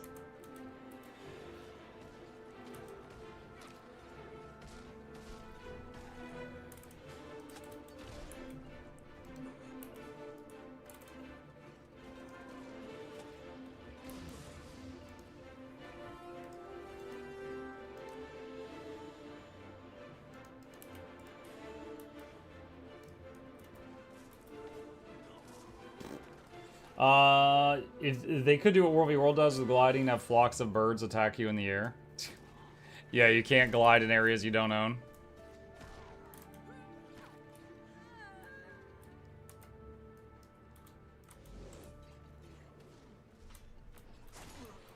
There we go. Done with that one. Okay. Next is going into Evanhawk.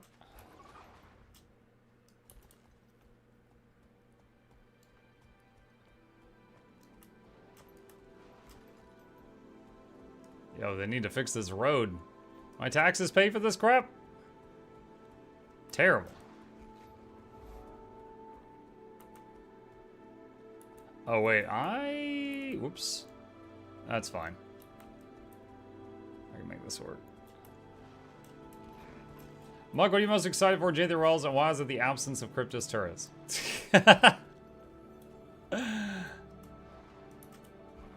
You don't pay taxes to the human government? Well, I hope the humans don't either, judging by that road. Actually, this character is a human. He does. And he's not a thief. He's a law-abiding citizen.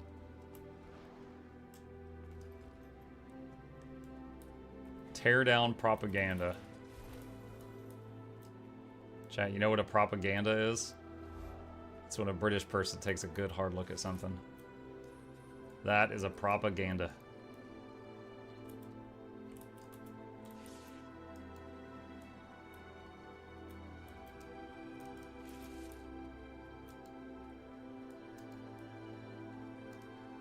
Suspicious rat.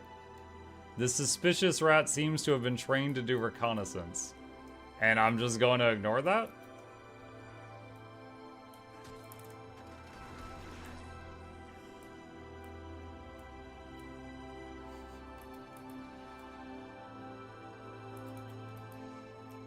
Rat jam.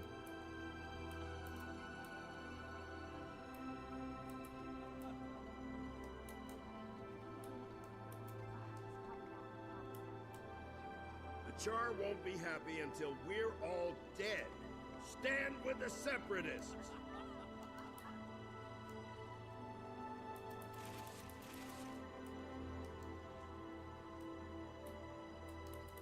Propaganda is telling everyone that Ellie mains never die. Stand Only with the good ones in Separatists. PvP. No queen can tell us what to do. What's your least played profession and why? Thief, and because I have morals. My least played profession and why? Stand with the Separatists. I play my ranger a lot, and second to that, I play a decent amount of engineer and necro. The other 6 classes, I play far less. Just because I found ones that I enjoy the most, and I play a lot of those. Train with soldiers, kill Skrit, help repair equipment. Help! The Skrit are making off with our equipment. What's the racket? Oh, I'm just trying to sleep. Whoa! It's great. Yes, sir. Alright, so it's like a special event happening. Maybe you could show me some moves. Our DPS Weaver is good, is it true? It's good at something. Not saying what it's good at, but it is good at something. I can't believe it. If you had to pick just one, which would it be and why would it be Thief? Why, like one to destroy? Mug, your main kidnaps juvenile animals and makes them fight for you. The sun was in my eyes. I give them a better home. May you find the path home. Which is not true for the animals that this engineer has met today. Or what you see here.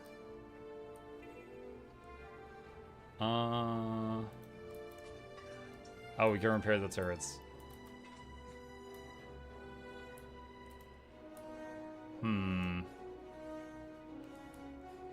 Confession, I forgot Elementalists exist in this game. It's random.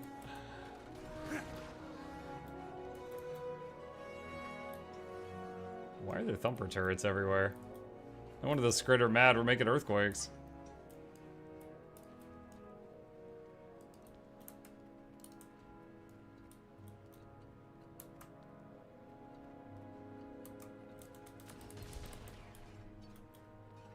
Rangers are into natural selection. Either the pet eats the prey or they get a new pet. That reminds me of a thing I saw on Twitter once. This guy, he had a pet snake. And he bought, like, some mice to feed the snake. And the last mouse killed the snake and ate it. And he was like, okay, well, downside, my pet snake's dead. Plus side, I got a new pet rat.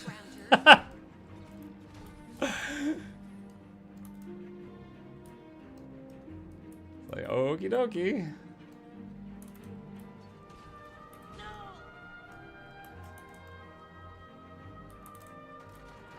I'm not in range of the heart, or I finished the heart. Which one? I finished it, okay.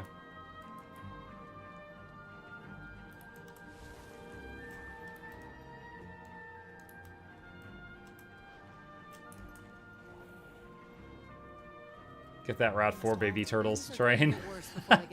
There's much I can teach you. You have seen battle. I can tell by the boldness of your attack. Well done. The boldness. Such boldness.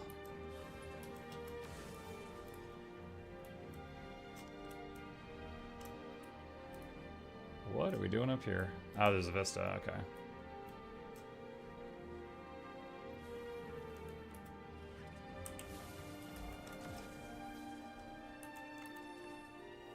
Alright.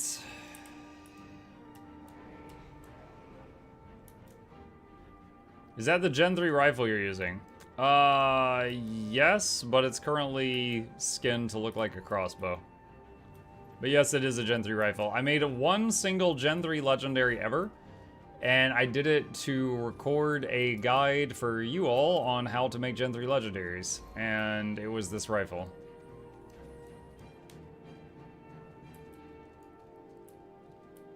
Mark, do you have a favorite map? If so, what makes you like it? I do really enjoy the Heart of Thorns maps. Just the combat, the music is really good. Like, just the whole vibe. I don't know if it's like a favorite map, but I enjoy them greatly. Gwen's Grave.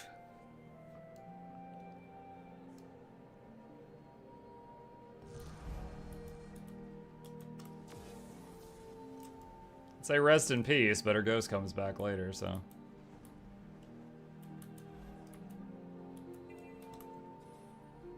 Motivate workers and remove dangers from the worksite.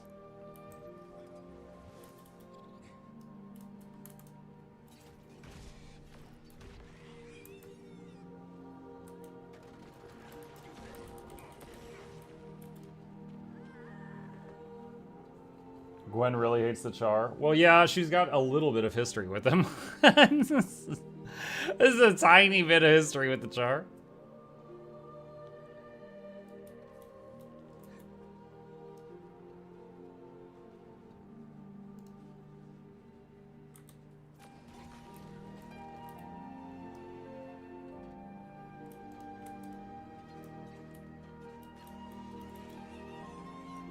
Allergic to cats. Yeah, that's it. She's allergic to cats. Which map do you always forget exists when revisiting areas? I don't think I have any that fall under those descriptions.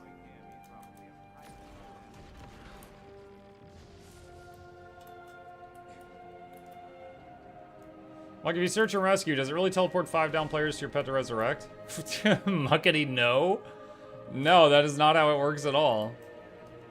It teleports the nearest single down player within like 600 range to you, and your pet starts rezzing it.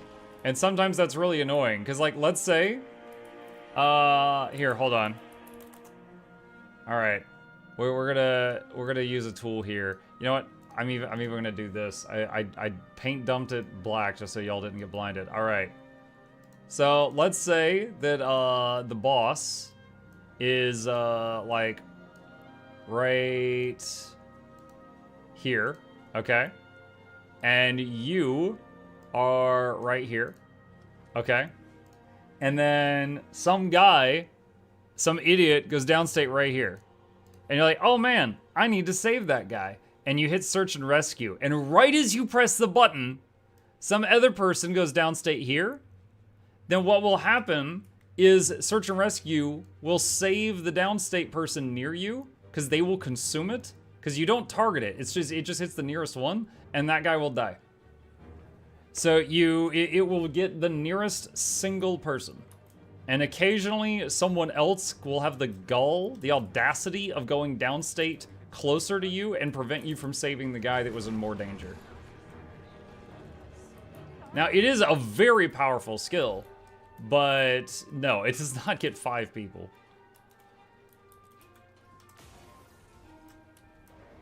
Why doesn't it target? It doesn't. It just doesn't. It just gets the nearest one.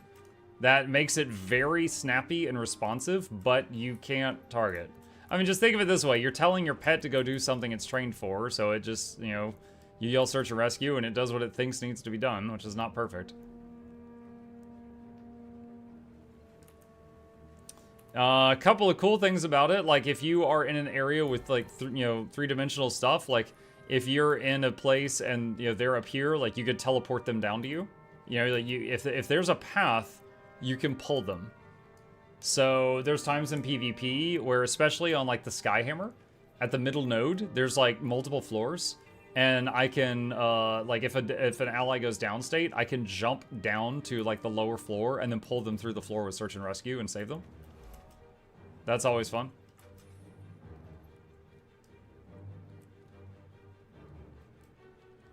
Your pet only has one mouth to drag a person. Well, the Fang de Boga has 2 tongues, though, so I feel like people should be rezzed faster from that.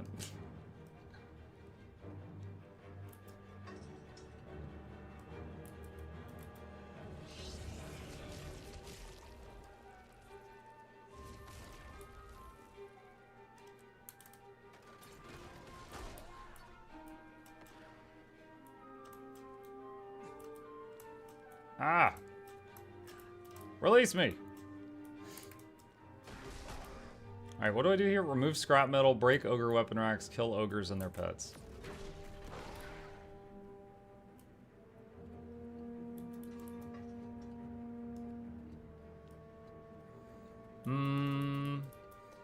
Why there's such thing as support scourge, but only necros knew how to not pull people into a storm of damage? Yeah. Yeah, there's a huge difference between a support scourge that's never done Bone Skinner and one that knows it.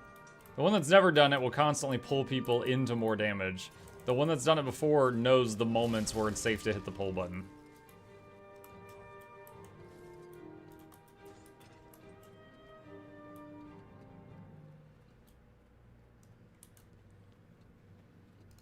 Pre-order Janthir and you too can pound things with tentacles. If by things you mean silver or nodes, yes.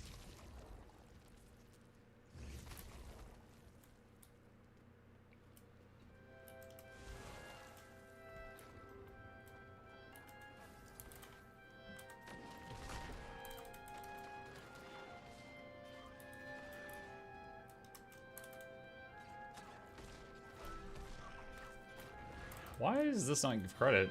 It says kill ogres and their pets. Rock dogs are ogre pets. Are there any patch notes for today's patch? None that I know of yet. Usually a bunch of people yell at me when they see any, but Are you friend or foe? haven't had anyone yell at me about any notes yet.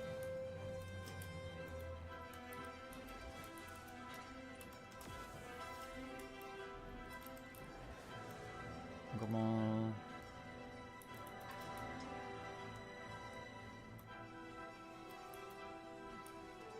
Picking the hammers up doesn't seem to do anything for the credit. Gotta turn scrap in? Yeah, I just gave them a handful.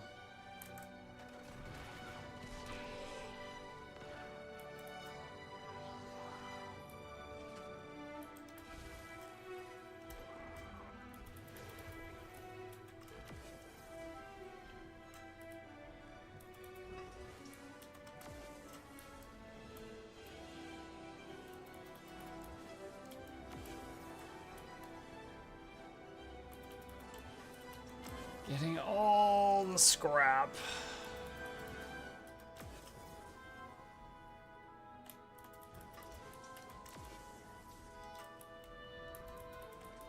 At least it respawns pretty fast now that I know what I'm looking for.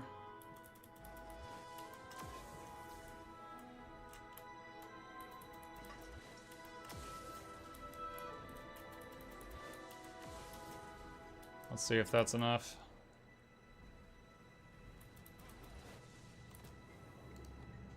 Done. Alright.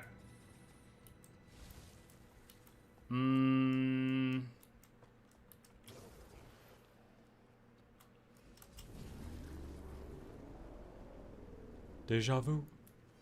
Ah!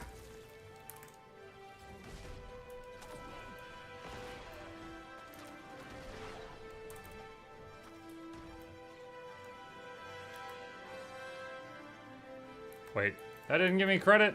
What? Oh, there we go. I had to kill the last scorpion.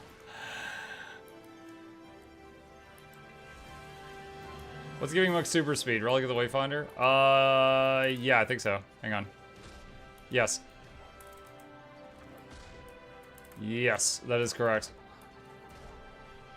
Juvenile hyenas. If you're a ranger, you can come save these hyenas from dying with ogres. In the arms of an angel.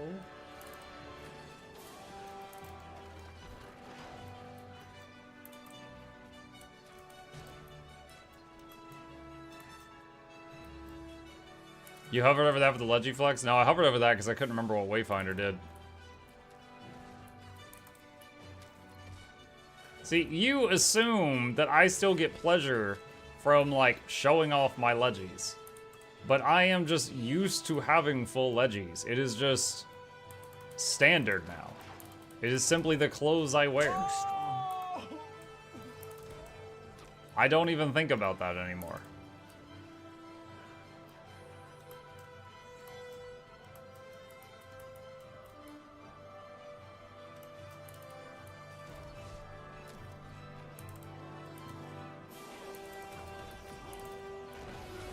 And I gotta say, that's pretty great. How long did it take you to make them? It was a very long-term project.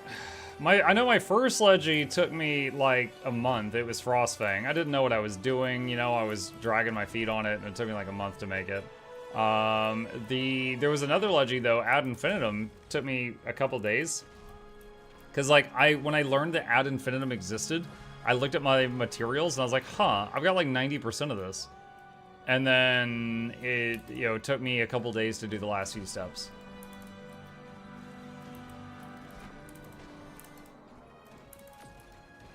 Those aren't ogres, those are cows. The cows gave credit. Okay. Alrighty then. How far did you get in V-Rising with Mini-Muk? We beat normal mode V-Rising yesterday.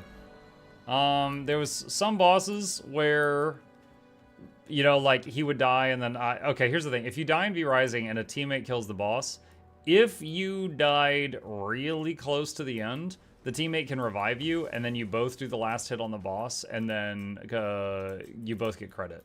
So occasionally, if he would die during a boss fight, I would say, do you want me to reset the fight or keep going? And if he said kept going, I would finish the boss, revive him, we'd both execute it, we'd both get credit and continue. So on Dracula, he managed to live until the boss is at like 20%, and then he's like, alright. He's like, I feel satisfied with that, go ahead and finish it. And I'm like, okay. And I had a lot, after 7 hours of fighting Brutal Dracula, I was very experienced fighting normal. Although he did have 2 moves on multiplayer that he didn't have on single player. So he had curveballs for me. But yeah, we beat normal mode and started Brutal. What do you think of Throne and Liberty? I would need to watch some YouTube videos on it. I don't have any opinion on it right now. Is that an add-on? The lines? Yes.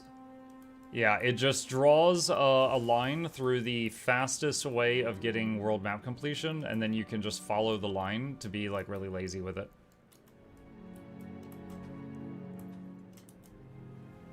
Now for Brutal multiplayer? Yeah. I don't know if we'll clear Brutal multiplayer, we'll see, but we are a few minutes into that.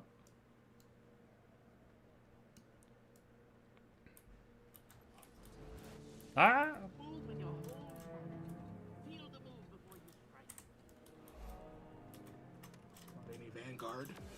Not lazy, efficient. No, I think Tez is more efficient in terms of time, but it's higher effort.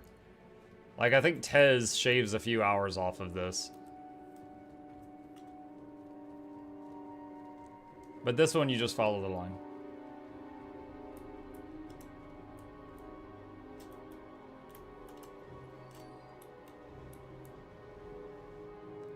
How's the scaling? I heard that's not the best. For V Rising, honestly, most of the bosses on multiplayer felt easier than single player. However, Dracula had two abilities in he had two abilities in normal multiplayer that I never saw, even though I fought him on solo brutal. So I was really surprised when he hit me with two moves I had never seen before. But I was able to adapt to it and we got him. But most of the bosses are easier on multiplayer. Because it's just like, you know, imagine the difference. It was kind of like a Souls game. Like, imagine the difference between a boss always on you, always pressuring on you. You can't even take a chance to heal yourself. Versus half the time he's chasing someone else and you've got lots of time to heal yourself. So.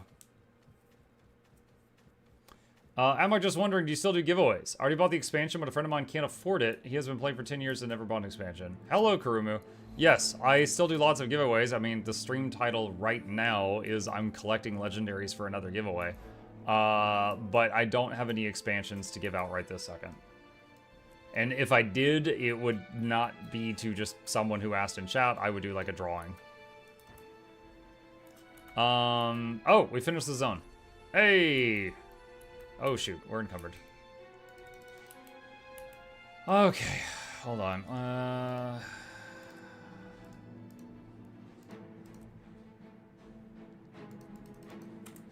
I need to land for a second. Doing giveaways, but never in the morning for the EU peeps. I have done many in the morning for the EU peeps. I've also done many on Twitter where people could enter no matter what time zone they were. And then, you know, just draw on the winner later on. Yeah, have I done any in the morning, like in the last couple weeks? No, I have not. Sell junk. Alright, that gives us a little bit of space. Alright, 97% world map comp. It's weird how much, like, fog is still there, and yet we're done with that zone.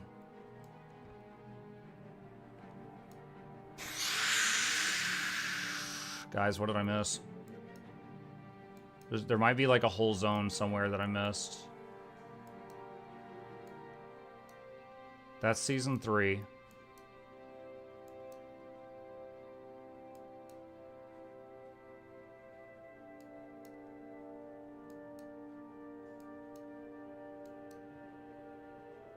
Ore? No, ore's good. Lion's Arch? Freaking Lion's Arch? Okay. Karka Island? No, South Sun doesn't count for world map comp. So South Sun Cove does not count. You don't have to do that one.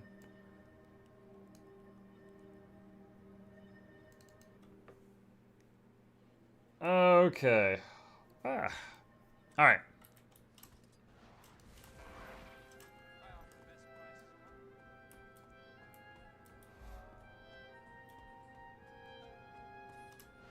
Not now. Almost done. Stay strong. Thanks.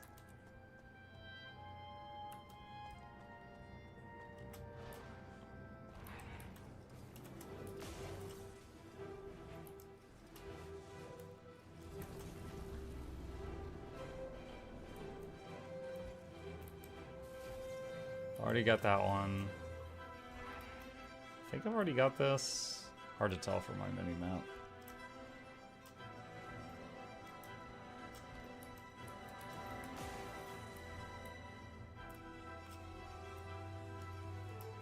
Yeah, South Sun was added later after the launch of the game, so it's not required for map completion.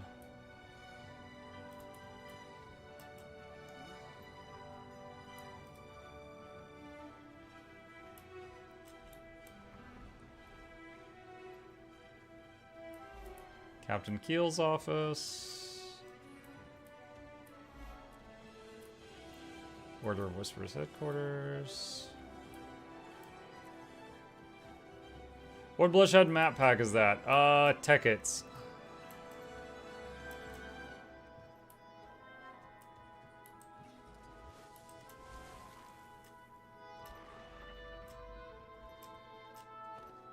What Leggy you gonna make?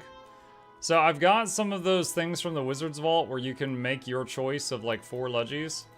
And what I'm gonna do is on the day Janthir launches, I'm gonna have some drawings in chat and the winners can pick any Leggy they want from those boxes. So they're gonna have like 8 different options. And then I can just craft it like right in front of them and give it to them. That's the goal. But I think I'd have to double check the materials list. I think I have everything, but the number one thing I know I don't have is this exploration that I'm doing right now.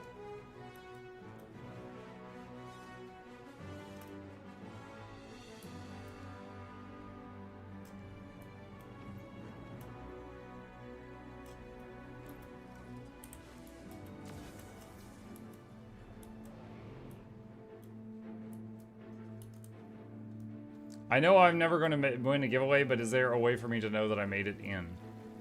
When I do the giveaway and I'm just like, okay, type whatever, you know, type this to get into the giveaway. If you do that, you're in. That's it. You need 2 gifts of fortune. You get 2 gifts of exploration for doing the map comp. And then with that, I'll be able to make what I need, I think.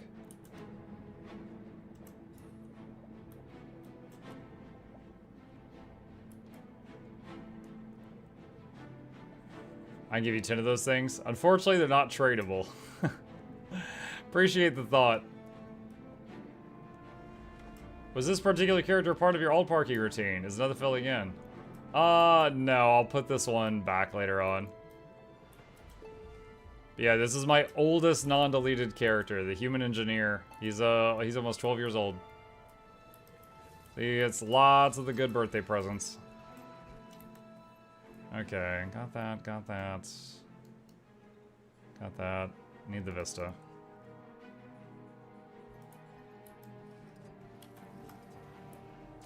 Muck, we have some patch notes. Yo, throw me a link.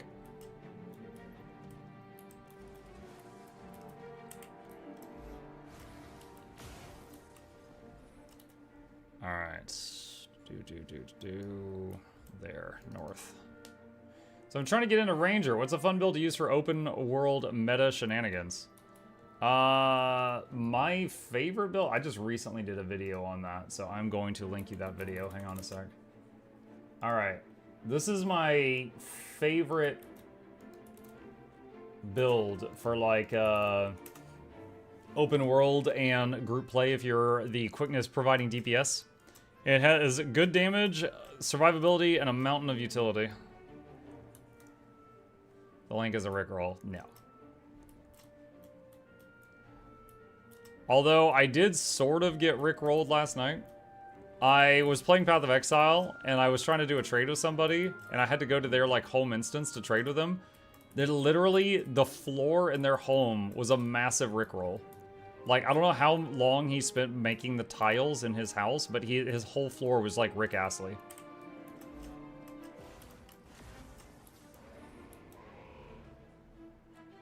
So it, like, filled the whole screen.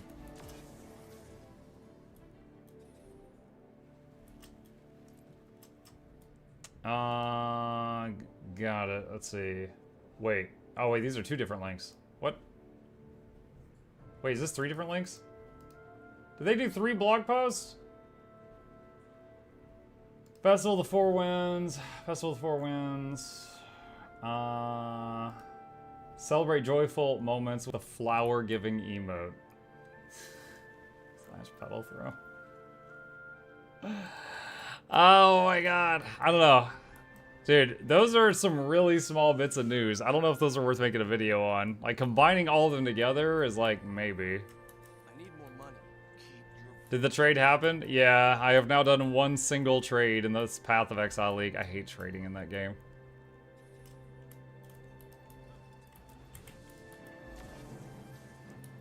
Do it, we demand the news. Oh my god.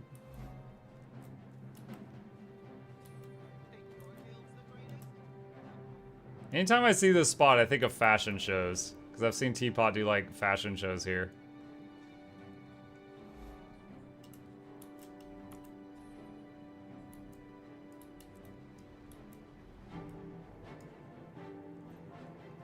Did you play Baldur's Gate 3? Yes. On my Mukluk Plays YouTube channel, which I'll put a link to in the chat, that's the second link, there is a playlist of my first playthrough of Baldur's Gate 3. And it is almost 100 hours long, and there's a playlist of my first playthrough of Evil Baldur's Gate 3, which is also 100 hours long. So I did a good one and a bad one. Alright, Lion's Arch is done. Gandharan, aren't they? Ah, Divinity's Reach. Dude, I miss all the capital cities or something. Oh, we're getting there.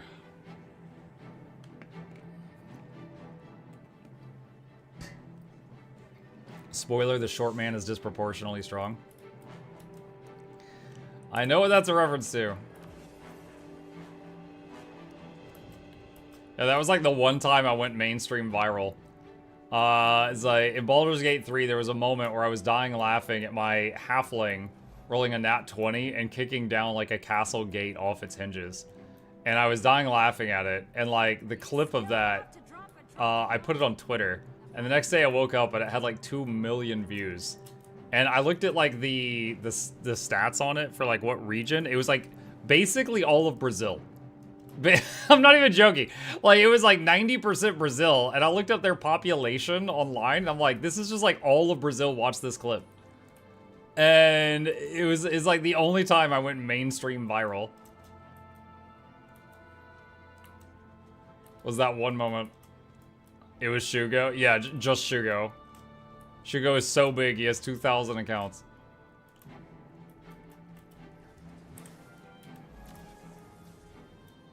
Me and my bots.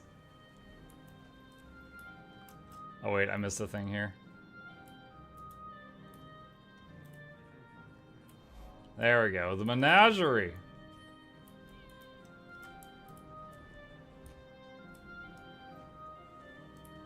Since a while ago, they made all hideout doodads free to get in Path of Exile. You can import and export hideouts. You can get any hideout anyone made with just one button. Okay.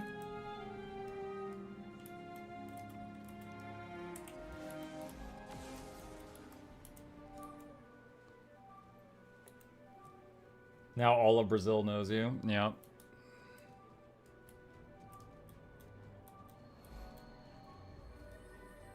Do you need any DLC to get the Skyscale?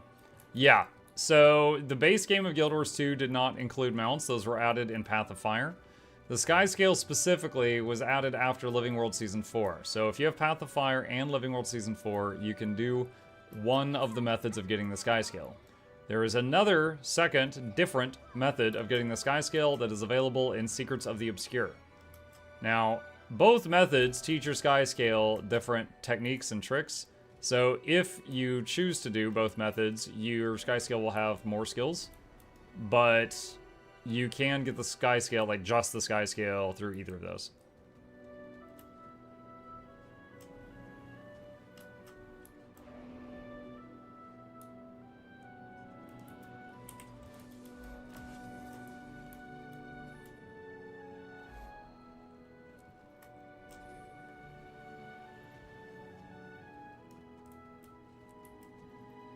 Yeah, I have a lot of respect for the time investment making these lines through the game probably took Tekkit.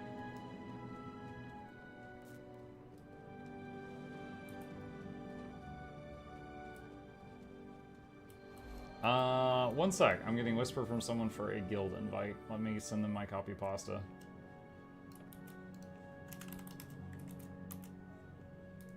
Okay, done.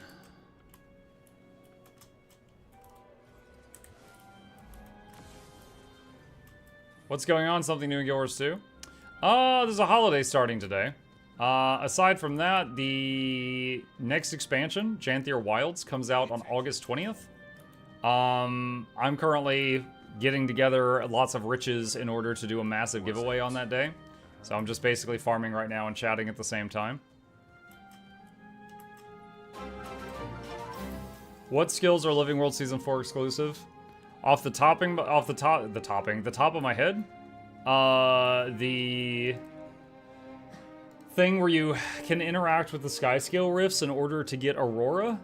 So the legendary accessory, Vision. The legendary accessory Vision needs you to have the Path of Fire version of the Skyscale. So that's one. Hold on, do I already have this? Okay. How many legendary Wizard Vault boxes are they at now? 4. I've already used one of them for a giveaway. I'm still holding 3 more. However, Gift of Exploration, you get 2 of them at a time. And I don't plan on doing this again anytime soon after this. So after doing this, I'll have 2 Gifts of Exploration. So I'll do 2 more Leggy giveaways. How many characters do you have 100% map comp on? I want to say like 3 or 4. I don't do it often. Like that's 3 or 4 in like 10 years.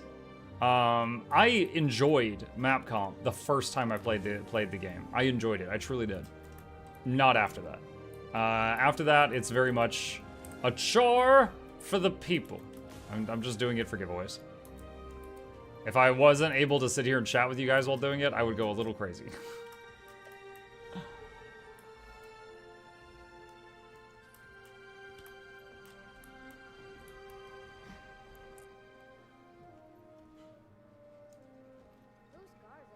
Only a little? Yes. More crazy than you already are. I don't know what you think is crazy about me. It's not like I sit in front of a camera in a room by myself and talk to myself for 9 hours a day.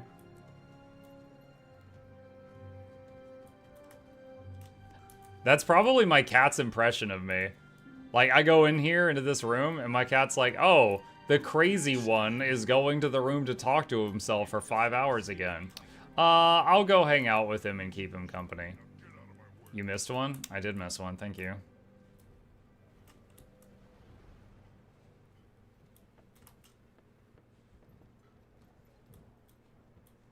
Give me credit. There we go. Doesn't Overflow Discord have a method of selling map comp? It's not, so here's the thing. If someone sells you map comp, the way that it works is like, here, hang on. Okay, so you've got the, like, all right, so person A has map comp, okay? And this thing is account bound. So you cannot, let's see, account bound, all right? You cannot trade this, all right? And then over here, you've got person B, and person B has everything else, okay? So person B gives everything else to person A, all right? Person A then puts all of the stuff together, makes the legendary, and then gives the legendary back to person B, and person B pays person A, all right? So that's how it works. That's how you sell a Gift of Exploration. And there's a matter of trust involved, because you're handing them all the other materials for it. But the Gift of Exploration cannot be traded, so they have to have all the things that cannot be traded, right? They have to have the clovers. They have to have the Gift of Exploration. They have to have the stuff that you get from the soul shards, all of that. Now, the problem is, with the vault thing, is when I open this, I get like half of the stuff to make a legendary of my choice, and all of it's account bound. Like, it's all account bound already. So you can't have one person have the legendary starter kit and another person have the Gift of Exploration. They're both not tradable. That's it. So in order to use these kits up, which is what I'd like to do, because it's like half the price, I need to get the gifts myself. This is not possible.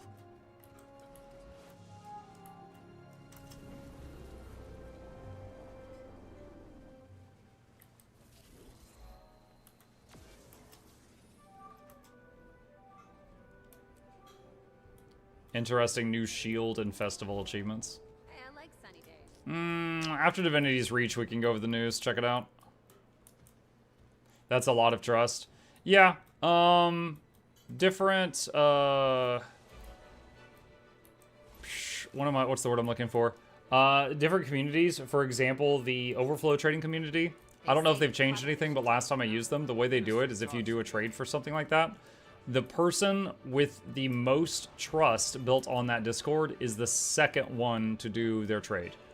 So the person with the least trust is the first one that mails their stuff to the other person.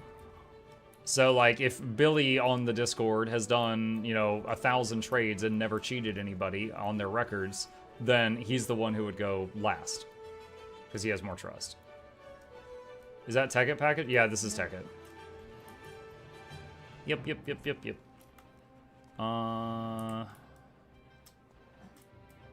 Let's see. Almost done with this. There we go. Divinity's Reach. Chantry of Secrets. Oh! Oh, it's done! I swear it said 97.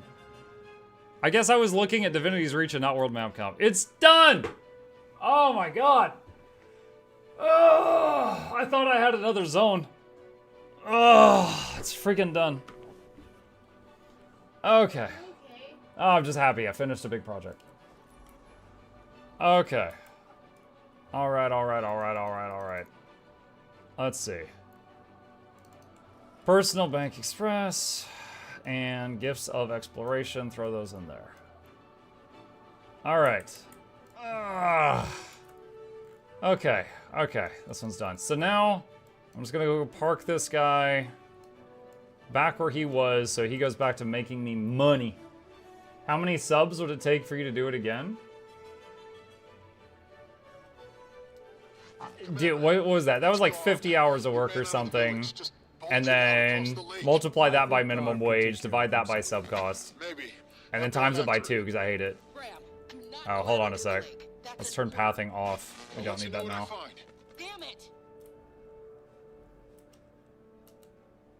So 250? I don't think that math's right. Hello, Sent. Thank you for the notes. Appreciate that. 5 subs. 5 subs.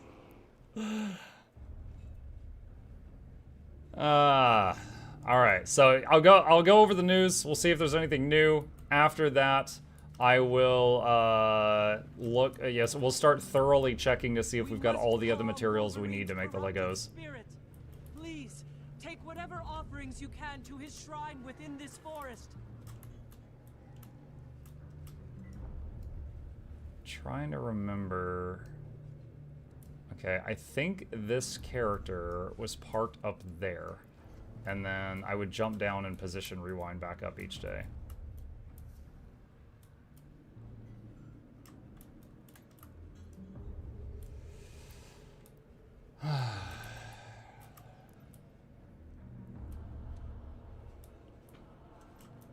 Okay. Alright. You're back on vacation. Someone asked me earlier how many characters I've done map comp on. Alright, let's see. 1, 2...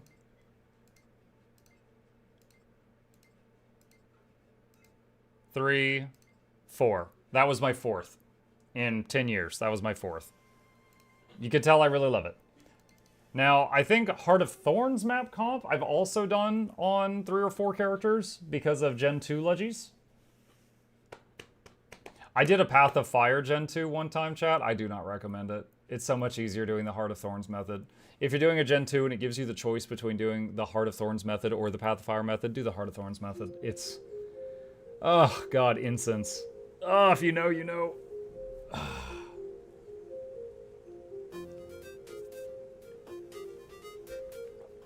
Okay. Let's see. What's the difference? So, the difference is, for the Heart of Thorns one, you have to get map comp. Simple. Alright? 1, 2, 3, 4. 4 zones. Alright? Path of Fire one. You have to get map comp. 1, 2, 3, 4 zones. Then, you have to get a bunch, 250 incense. which is this thing you buy from a vendor. crew is on the verge You of can breaking. only buy it from vendors when the heart is filled in. And the heart resets every day. So to buy it from the vendor repeatedly, you have to do the heart every day, buy a couple, next day do the heart, buy a couple, next day do the heart, buy a couple. There are some you can buy in the Tome of Primeval Kings, but there's a limit of like 5 per day. So that's 50 days of buying 5 per day. Plus there's the cost. The cost is crazy stuff, like crystal and ingots. So you gotta have enough materials and also log in 50 days in a row, buying 5 per day, if you don't want to do the hearts every single day. And you have to do the map comp on top of that. So how many can you buy a day? Depends on the method, but they all have different costs. You can use Elegy Mosaics from Legendary Bounties, which is another thing to do, to buy a lot of them in a day, but otherwise it's just a big process. And again, you have to do map comp anyway. Heart of Thorns, you just have to do map comp. Path of Fire, you gotta do map comp plus all this other stuff. So it just takes way more effort. So that's why I said, if you have a choice, do Heart of Thorns. How are your endeavors? I will say, because of trade contracts, my character, here, hold on a sec. I've mentioned this in so many of my videos. Alt parking. This character is parked at Crystal Oasis. There's 3 treasure chests here at the Sanctum of Nabka. I log into this guy and I open these, say, 1, 2, 3. I open those 3 boxes every day and then log out. Because of this guy, I have 26,000 trade contracts. So if I do ever decide to do that hellish grind for incense again, that will make it easier on me. You get a couple of these each day you open those boxes, and I've got so many of them now. Is there any method to bypass Gift of Battle? No. No, Gift of Battle is only from World v World reward track.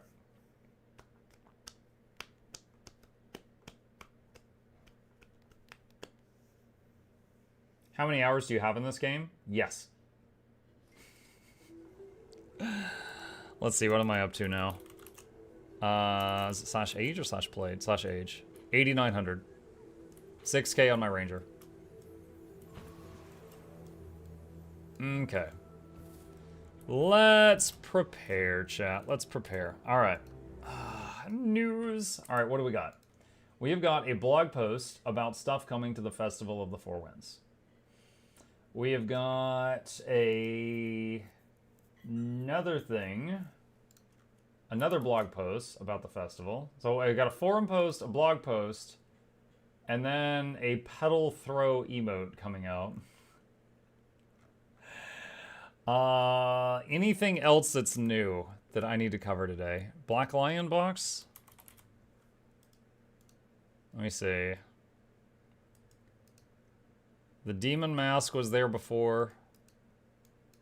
And I think the sword was there before, so I don't think that has changed at all. Black Lion Trading Company. Pedal throw emotes. Magic Cape.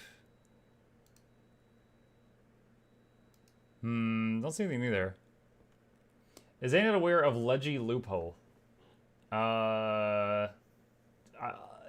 When you say loophole, do you mean the trading thing? I don't think they mind that, because the materials are still coming from somewhere, right? It's like person A got half the materials, person B got half the materials, and they combine them to make the Leggy. It's not like they're hacking the materials out of thin air. They would have a problem with that. Alright. Let's see. Is there anything new at the festival stuff? There is a video. One sec. Oh, that'll make it easy. I don't have to show it off because the video shows it off. Okay. Alright. Alright. Here we go. YouTube mode. Say hi to Mom. Alright, hello gamers, Mukluk here. Today is Tuesday, July 30th. We've got some Guild Wars 2 news. It's a handful of minor things. Individually, none of these would warrant a news video, but combined, I was like, sure, what the heck. First off, the game update notes for July 30th, which is today. Festival of the Four Winds is back. On behalf of Queen Jenna of Kryda and the Captain's Council of Lion's Arch, you are cordially invited to participate in the return of the Festival of the Four Winds.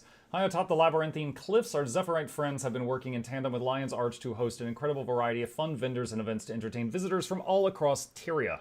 The celebration of unity and peace between our cultures is more important than ever before, and we hope that you will join us in the festivities. In the spirit of cooperation, Queen Jenna has personally overseen the reopening of the Crown Pavilion, ensuring a variety of challenges for Tyria's finest to test their mettle. Yes, because nothing bad has ever happened in the Crown Pavilion while Queen Jenna was watching. No, sir. Transportation to the festivities couldn't be easier. Special hot air balloons are now stationed in each nation's capital city. Visitors can also sail directly on the ship from Lion's Arch. We look forward to seeing you at the festival. So, really quickly here, let me tab into the game just to show you.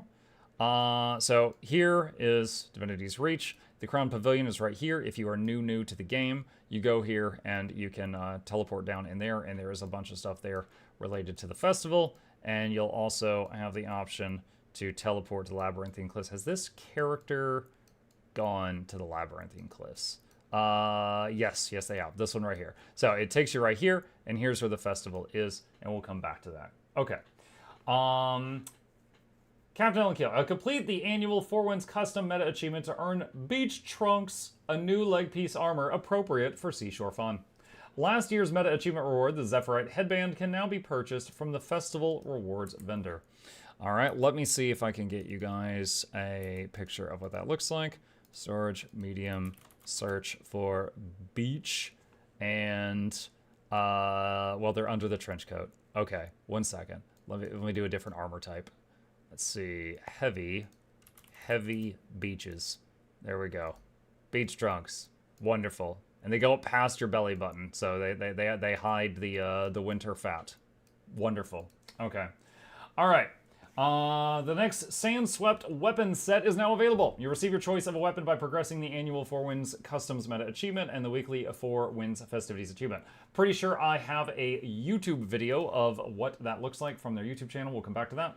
Last year's Sun-Grown set can be acquired from the weekly Festival rewards vendor. The long-awaited Zephyrite Shortbow, Torch, and Warhorn are now available from Blessing of the Four Winds containers. Once you've unlocked one of those weapon skins, you can also acquire its upgraded Sun-Blessed form from a Zephyrite Weapon Enchanter. Contents of the Zephyrite supply boxes have been updated, including 3 new weapons crafted by a traveling weaponsmith. Added a new mini sea turtle to the festival reward vendors in the Labyrinthine Cliffs and Crown Pavilion. A new event has been added to the cliff's seaside. Help the Zephyrite prepare for the treasure hunt by filling water balloons at the shore and sending them to the upper docks by kite basket. Updated the trading prices of the Bazaar of the Four Winds. Added new festival guild hall decorations. Crichton Garden Column, Elonian Bazaar Shade, Beach House Spiral Stairs, Skimmer Rental Post. Various issues have been fixed to ensure a safer and more pleasant festival for all participants. The Festival of the Four Winds will be available for 3 weeks from July 30th to August 20th. And enjoy the festivities. That means the festival is going to end the day Janthir comes out, which is August 20th. Okay. Still on the topic of the festival, there is a blog post here. It might have a little bit more information. It also has a video, which we'll watch in just a moment. The Festival of the Four Winds has arrived. The annual celebration, orchestrated by Her Royal Majesty Queen Jenna of Kryda, heralds the joy of summer with tons of excitement throughout Tyria. The festivities in full swing across 2 locations, the Crown Pavilion in Divinity's Reach and the Labyrinthine Cliffs, where players will be able to join in on the festivities until August 20th. Both the Labyrinthine Cliffs and the Crown Pavilion welcome adventurers of all levels, ensuring that even newcomers can dive into the festivities without hesitation. Read on for a rundown of the activities you can participate in during the festival and the rewards you can earn. And there is a video, which we already have opened up right here, and looks like it's showing off weapon skins.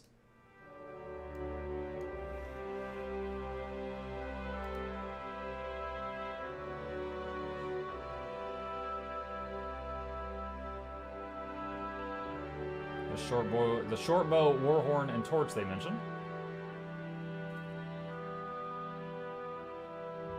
The great sword looking like a Harry Potter scar.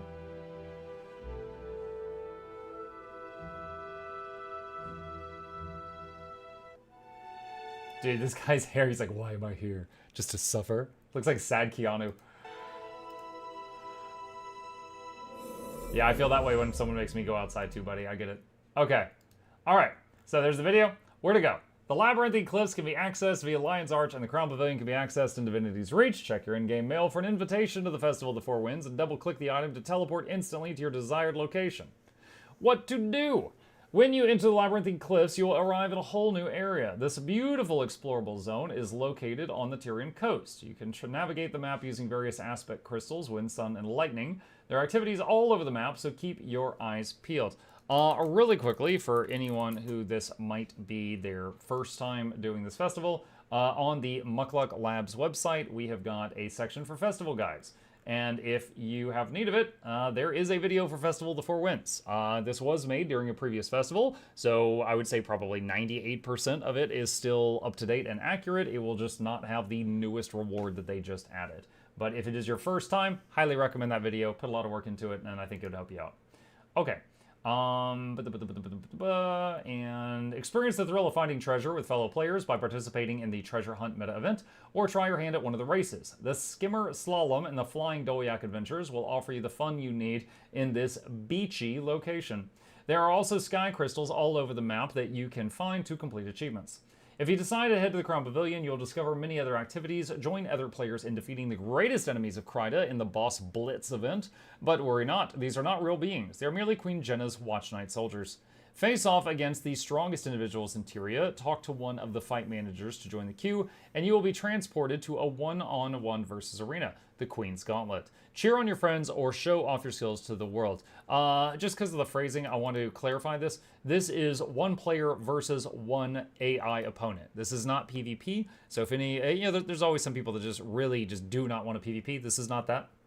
These are challenging encounters. Like the first one will be really easy. The second one, might have something like one additional thing, like a circle you move out of, and so on and so on. And the final one is very challenging, and you get an achievement and a mini pet for being able to beat it, as kind of just show off that you overcame that challenge if you're interested in that.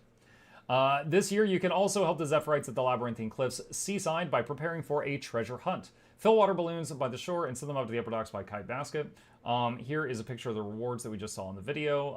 Warhorn, Greatsword, Dagger, I think.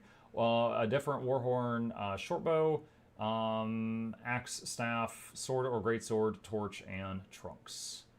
Rewards. As you take part in the festivities, you can progress the annual Four Winds Customs meta achievement to earn a new leg armor piece, Beach Trunks, perfect for seashore fun. A new Sandswept weapon collection is also earnable by progressing the annual Four Winds Customs meta achievement in the weekly Four Winds Festivities achievements. You can locate these rewards in the achievements panel under festivals.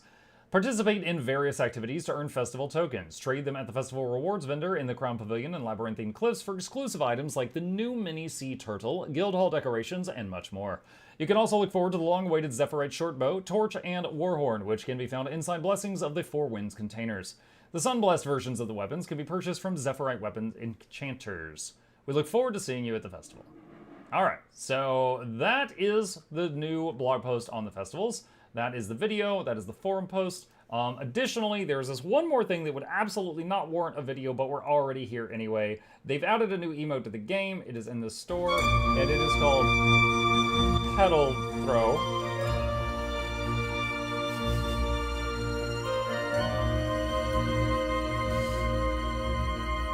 You get the idea.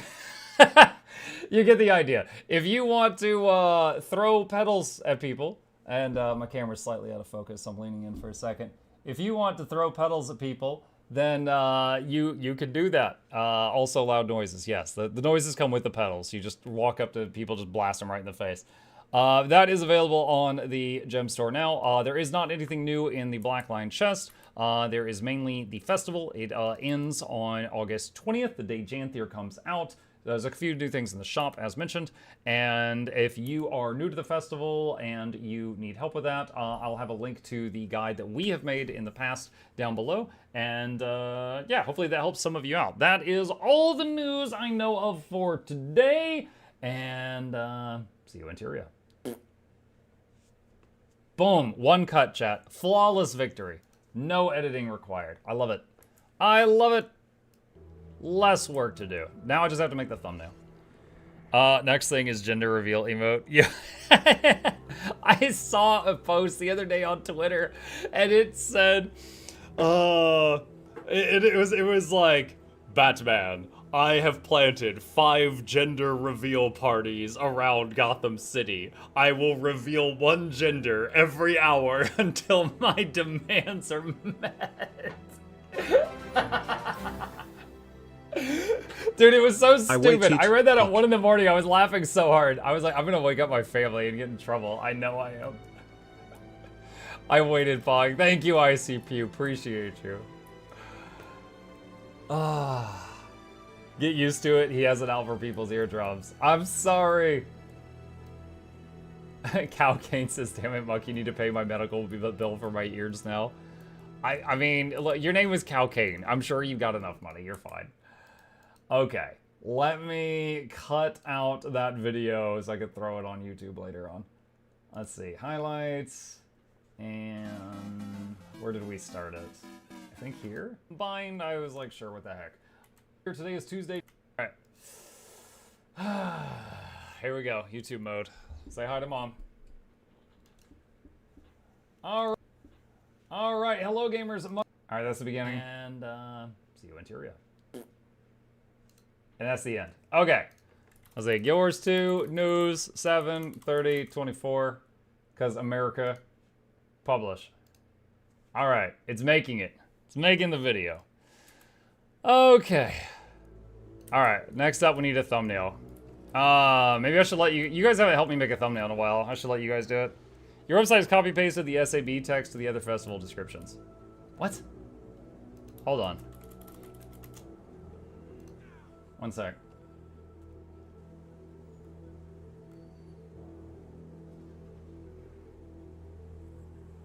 Hold on a sec, hold on a sec, hold on a sec. So this one, typically, this video occurs off these Lunar New Year.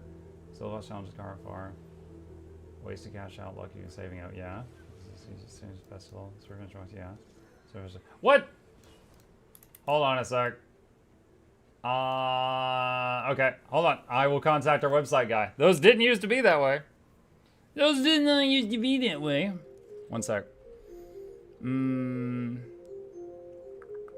Where's the website development channel? Here it is. It was pointed out to me that in the Festivals Guild Wars 2 section, all of the videos after Super Adventure Box have the same description as Super Adventure Box. CPIC. Paste.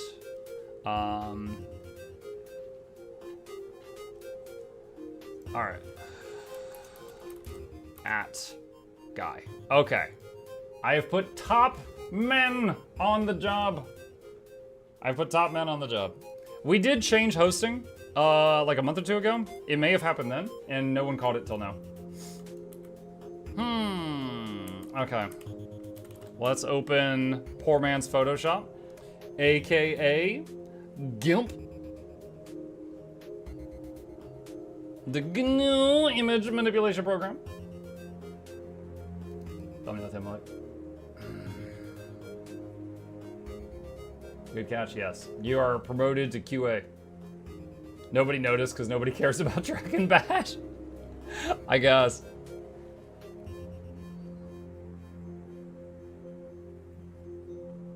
Adobe needs no more money. Why does this take so long? Do you have him in your contact list as Guy? No, his contact is, I mean, he's in Discord. I just messaged him on Discord. When is Halloween? October.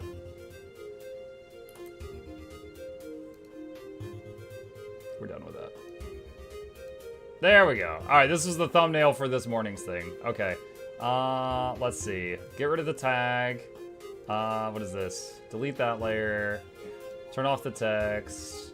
Let's see. Down. Let's delete that. New background. And add a Guild Wars 2 logo in the corner. And, alright, what is this one gonna be about? Festival of the Four Winds is the main thing. What pictures do they have for this one?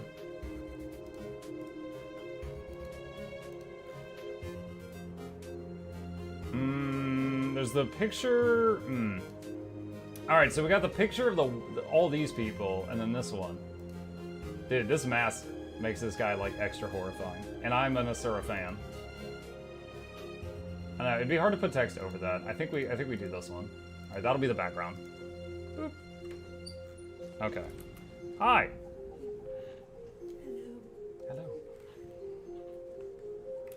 Hello. Let's see.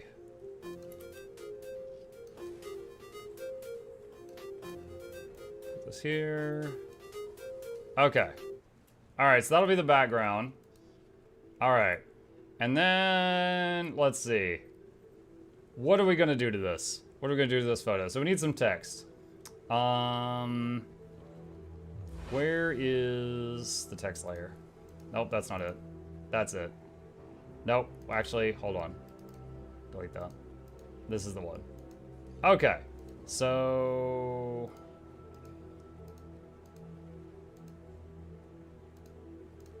delete that. All right, text.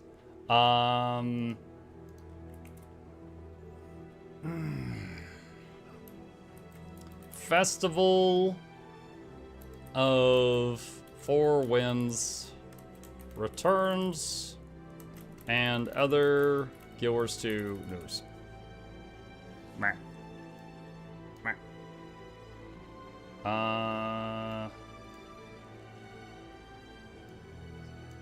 Like that. So we can see the weapons more clearly. Okay. How about the Oprah meme with bees what says flower petals? Oh, God. It'd be hard to kind of put that into a thumbnail, I think. You get flower petals. You get flower petals. Everyone gets flower petals. If you look under your chair, you're going to find flower petals. Dude, if I ever got invited to watch Oprah live, first thing I do is check under my chair. What did she put down there?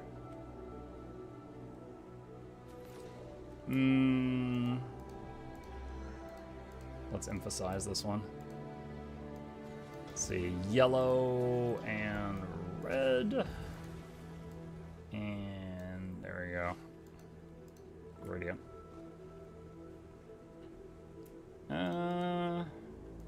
Let's see, duplicate layer and squish it. And then I can mess with this one a bit. All right. Let's see.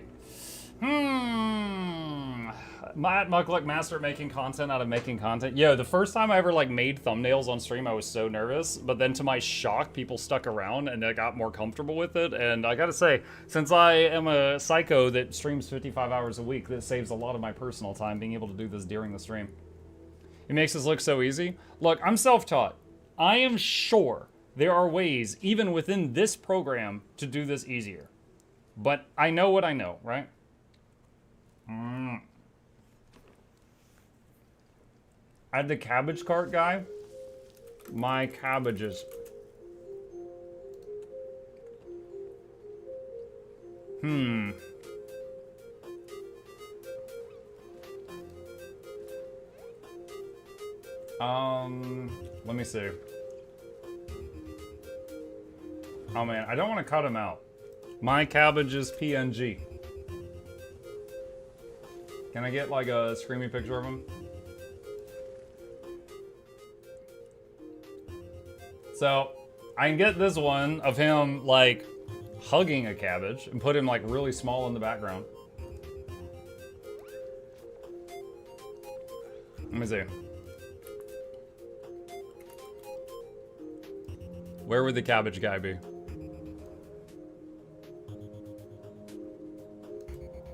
I don't know what the point of this is, but you guys always add an element of randomness to it, so sure.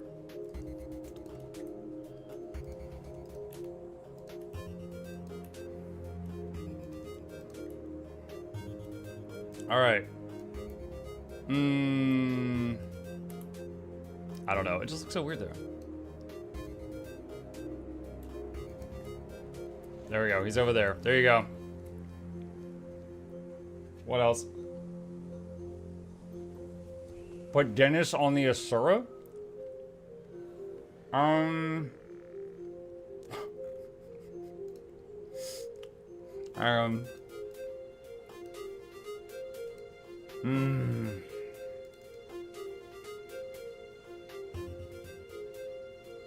Wizard Dennis or Classic Dennis?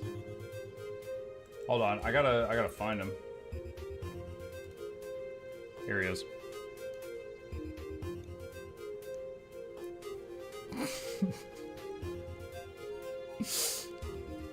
He's like, I got fire. Dude, I hardly even have to make any changes to it. He's perfect.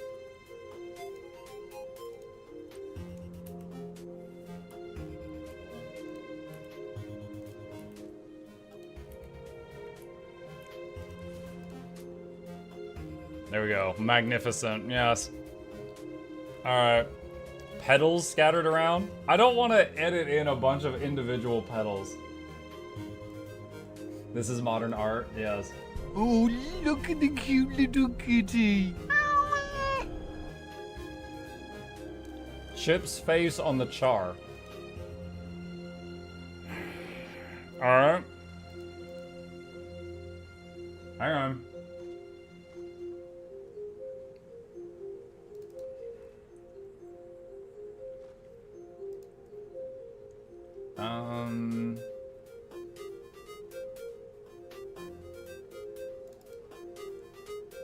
That's an emo.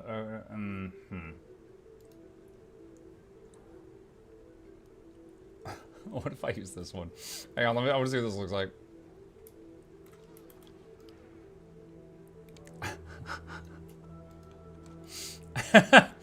Just carrying around a human arm in his mouth. There we go. If you have a PNG of Chip emote, cut out the arm so it looks like he's chewing on the shield.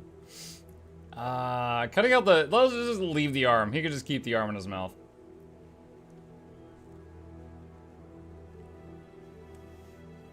Add Noxxi and Shy to the team. I don't really have an emote or anything for Shy. Noxxi has emotes.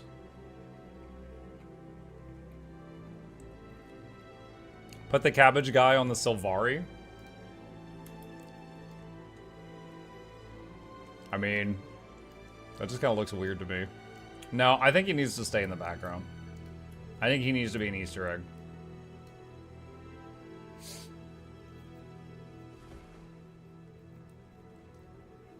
Thumbnail making on stream is way easier, chat. Hold my beer.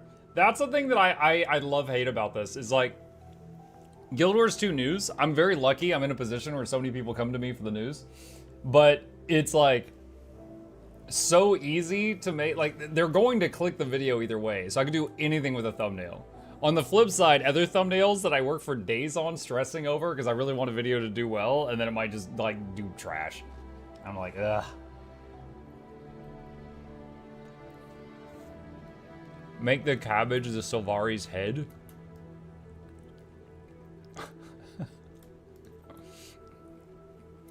Dude, people are not even going to be able to make out what this picture was.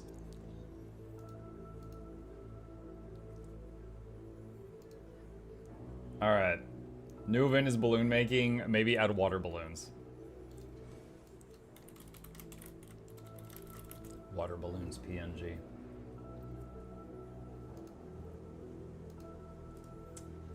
I found a bucket of balloons. Oh gosh, the bucket's huge. That is not a PNG. Alright, hold on. I have ways.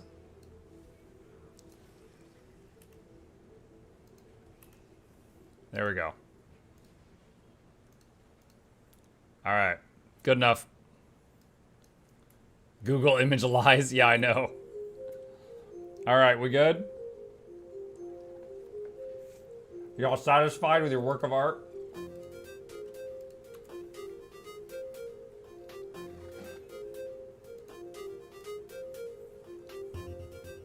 Alright, downloading the video. Alright. That'll do. Alright, save.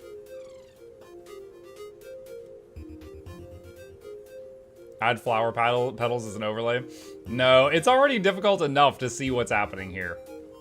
Doing a layer of flower petals is going to make it just even more difficult to see what's going on. Alright, export. thumbnails, Guild Wars 2, news 7/30/24. Okay. Now I just need some time. We're downloading the video. Mug, play something cheering. I'm entering Vol Ruin. This place is creepy. Should I play it really loud for you again? Could put Betsy in the background. Betsy? When I hear Betsy, I think of the giant dragon from Dungeon Defenders named Betsy.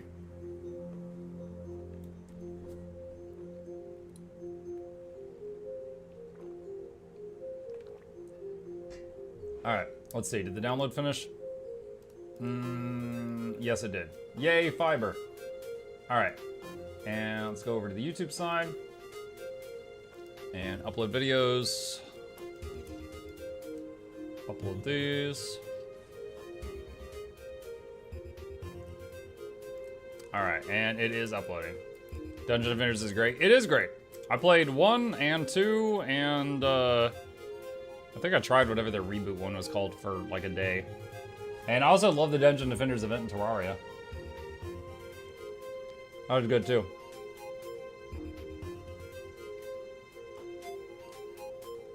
You know the cow in Labyrinthine Cliffs? No. I do not. Oh wait. Someone said they sent me stuff for giveaway. Hang on. No. Hope these can be used for giveaway. Thank you, Midnight Snail. Oh boy. Thank you.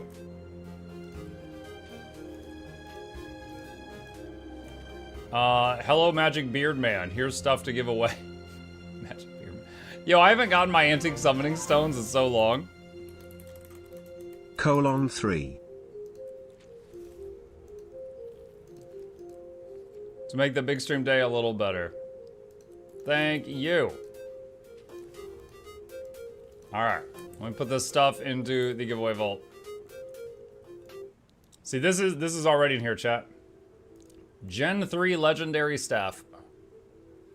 That one is already in there for the big day.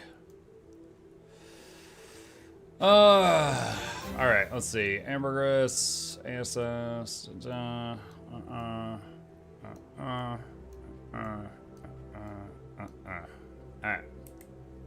How's the new league in PoE? It's fun. I am going to be back on it tonight after the weekly giveaway this evening. And so you build a little town. Kind of operates like a Facebook game while you're out doing other stuff. I feel like I forgot something. Oh, I was gonna go get my antique summoning stones because we were just talking about it. Let's see, where's my Arborstone Pass? There it is. Talking news about Dungeon Defenders, they also got an update long ago, including a wizard hat for your wizard hat. What?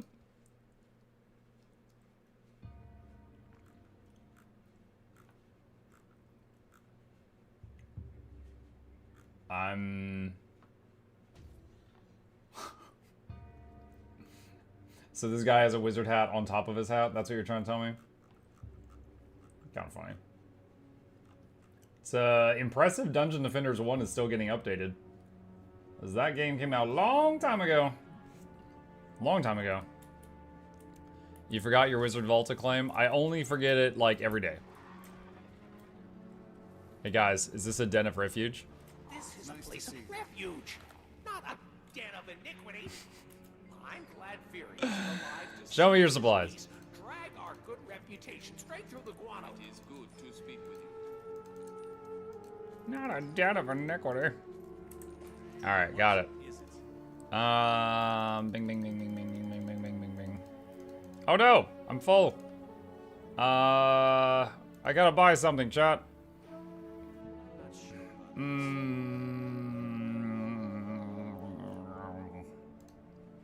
That thing. There we go. Alright, well... Act with honor. Speak with integrity. There we go, done. Okay. There's so much untouched, and yet I'm rich. Yeah, not really a big deal. But yeah, it is true. I still forget about the Wizard's Vault thing during my daily stuff each day.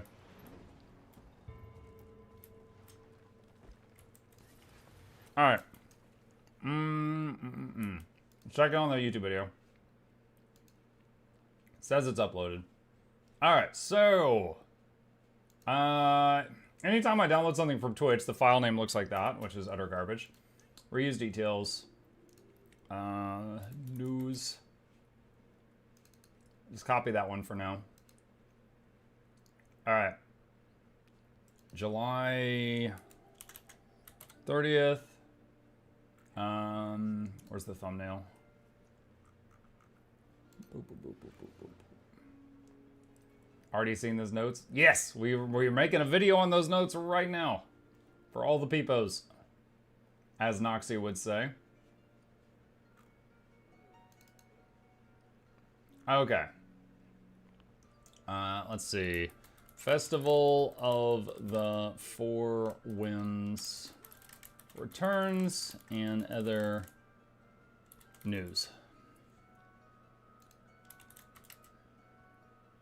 Okay. Sources. Always cite your sources, chat. Alright, so this is from the past video. Delete all that. And there was that. And there is that link. And there is this link. And where's the festivals guide? Big address. Guide to Guild 2 festivals. Guides to Guild 2 festivals. Okay.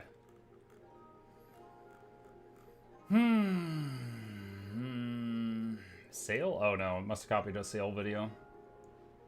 Not Janthir. Alright, should be good. Okay.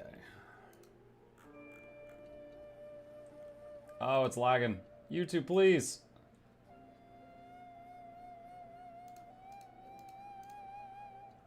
Okay. So now that's going to take a while to process. It says it needs up to 20 minutes. Apparently. And got to end the little add the end screen thing. Save. Okay. Alright, so now it just needs time. As that saves a huge amount of time later, because instead of me starting the process of doing all this at the end of the stream at like 2 o'clock and then finishing it at like 3:30, now it'll be done by the time the stream is over, which is wonderful.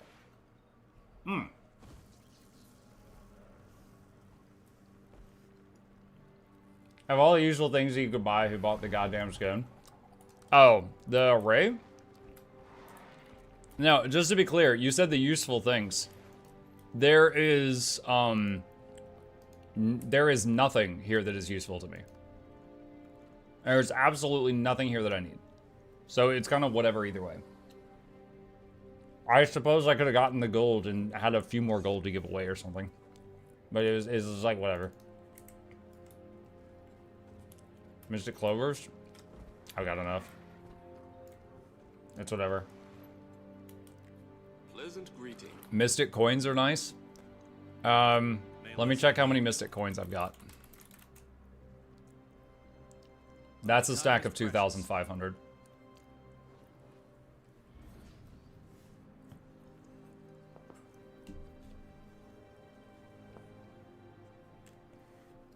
Did you get the build expansions? I feel like those are universally useful. Since you can save your builds in a notepad document and copy them into the build expansion interface, I've never felt like I needed them.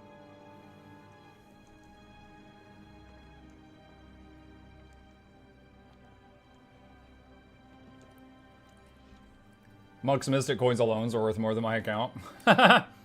My poverty fails attacked. Smells like porn here. Lol. Let's see. Oh, Battle for Terrir might be happening right now. Meh.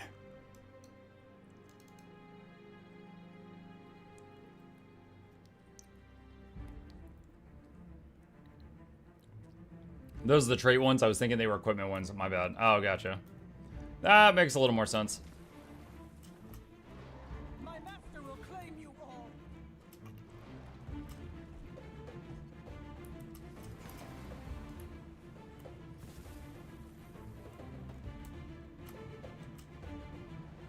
Do y'all need help? Hello. There's more where that came from. AoE res. I got you, Rum and Roses. Get up. I like how they got rezzed right into an exploding spore and went down again right away.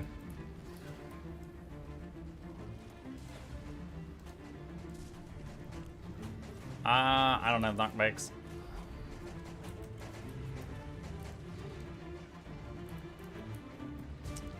Oh, this I can help with. Oh no! Mug down! Yo, what are the odds that 2 Sonic the Hedgehogs were gonna hit me from different directions? That is something else.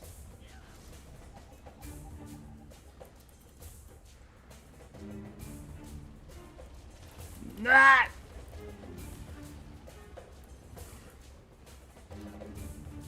Ah!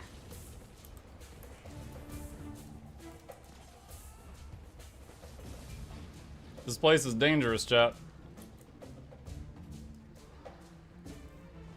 I came here to pitch in. I didn't expect that I needed to be the guy that was going to bring the push. Mark, no, anyway. Hi, Heisen. How do I get a guild? Lots of ways. There is a Facebook page for it. There is a subreddit for it. There is a guild recruitment tool in the game that at least 2 people are using. If you do LFG and go to LFG, there's guild recruitment down here. So you can check there. You can also yell in the corresponding zone. Example, if you just want to do PvP, you could just yell in the PvP lobby that you want to do PvP and find a PvP guild. Or World v World guild and World v World, stuff like that. Depends on what you're looking for. Mordremoth cannot win.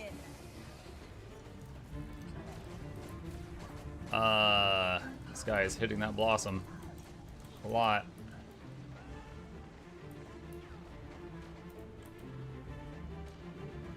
No! No, I got knocked into the red! Oh my gosh. This is not looking good, chat.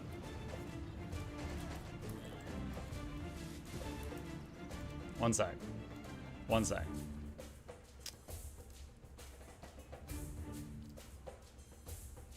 Crap, that's this map. Dang it! I joined this one. That's not good. I wanted to leave.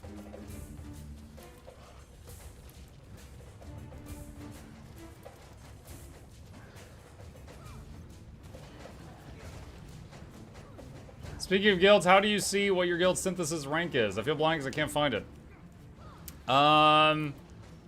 You may need to be an officer to see that. I don't recall. But you, if you're an officer of the guild, you can easily find that out. You can check. But I don't know if you'll be able to see it just as a random.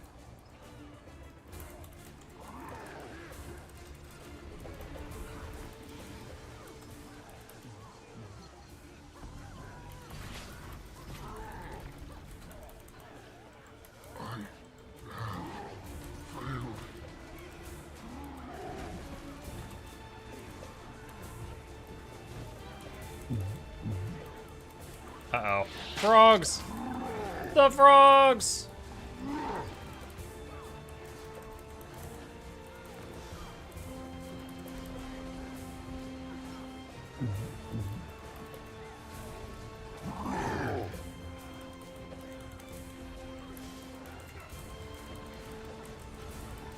Wow, I didn't think we were gonna one burn that with how that was going.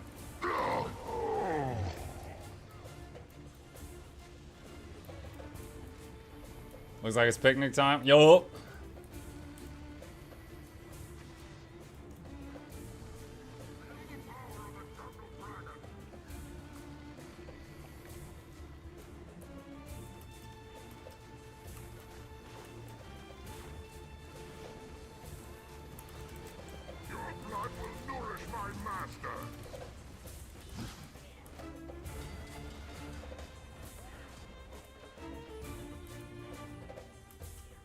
GG!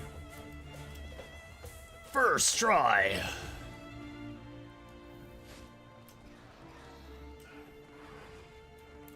Why am I being... Be prepared to fight, hero.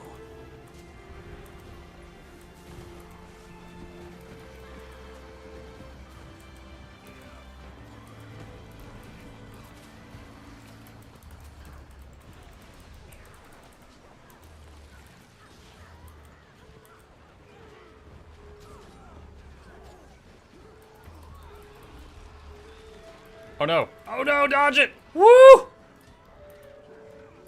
Hey, we res. Ah, wasn't needed. Yo, I'm connected to EU right now and I dodged that. These people have no excuse. I got the ping. I haven't had to interrupt my X5 for that.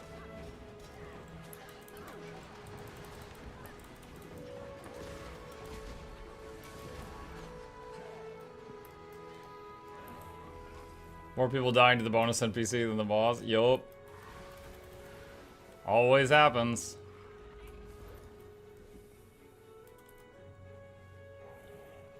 Out of curiosity, what's your standard open world build? Not in details, but in principle. Depends on what I'm playing. I mean, if I'm doing metas with other people, I like feeling useful, like doing support. So I'm playing, you know, the quick DPS quick DPS Untamed right now.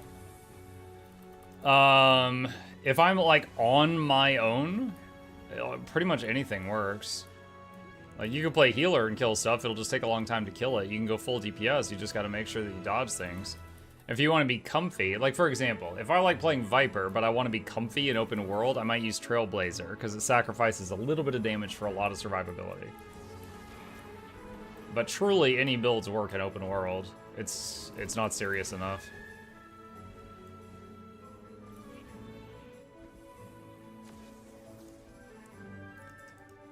PSA, the new Thunderous Warhorn is absurdly loud with crazy bass. Don't doot, y'all. Doot! Doot!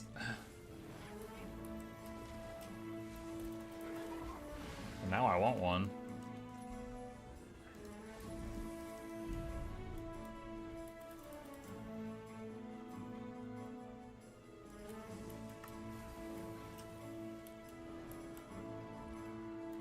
What? What are you hanging on to? It's holding on to nothing there on the wall.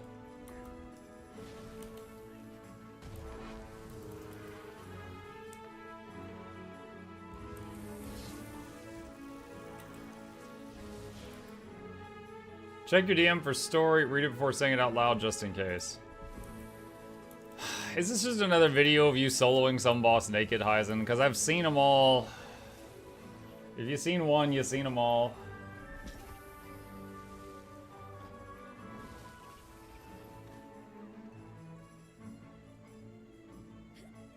Alright, hold on a sec. Let's see. Deimos appears on the side of a large city drop on the camera shortly after appearing demonic shockwave slam and hits the platform with his right or left arm. Players caught in this kill me avoid Deimos or blown. Players caught by the flail swing will be knocked back potentially off the platform. You buy this with Aegis or otherwise dodge, but stability will not prevent the knockback. Wait, what? You were right, stability does work on 10% phase.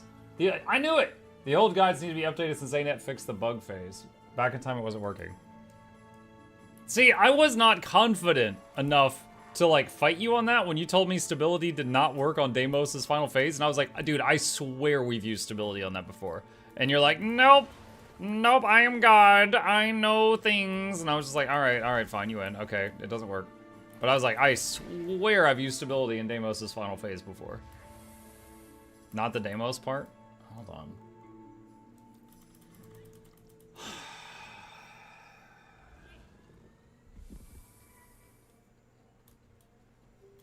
Oh, that's not related to the stream at all. Well, I'm sorry. I am sorry that you were unwell. I hope you get well soon. First say it here in case you want to check first. Yeah, I don't think this is anything to check.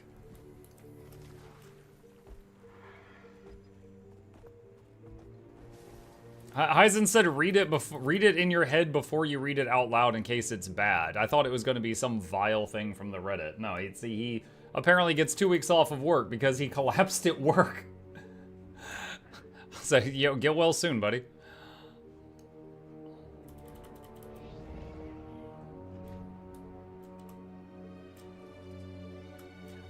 On the underworld phase, stability should work when Deimos does the slam. That's what I thought. But then Heisen so confidently told me, no, it doesn't. And I was just like, oh, okay. You're the one who solos the stuff.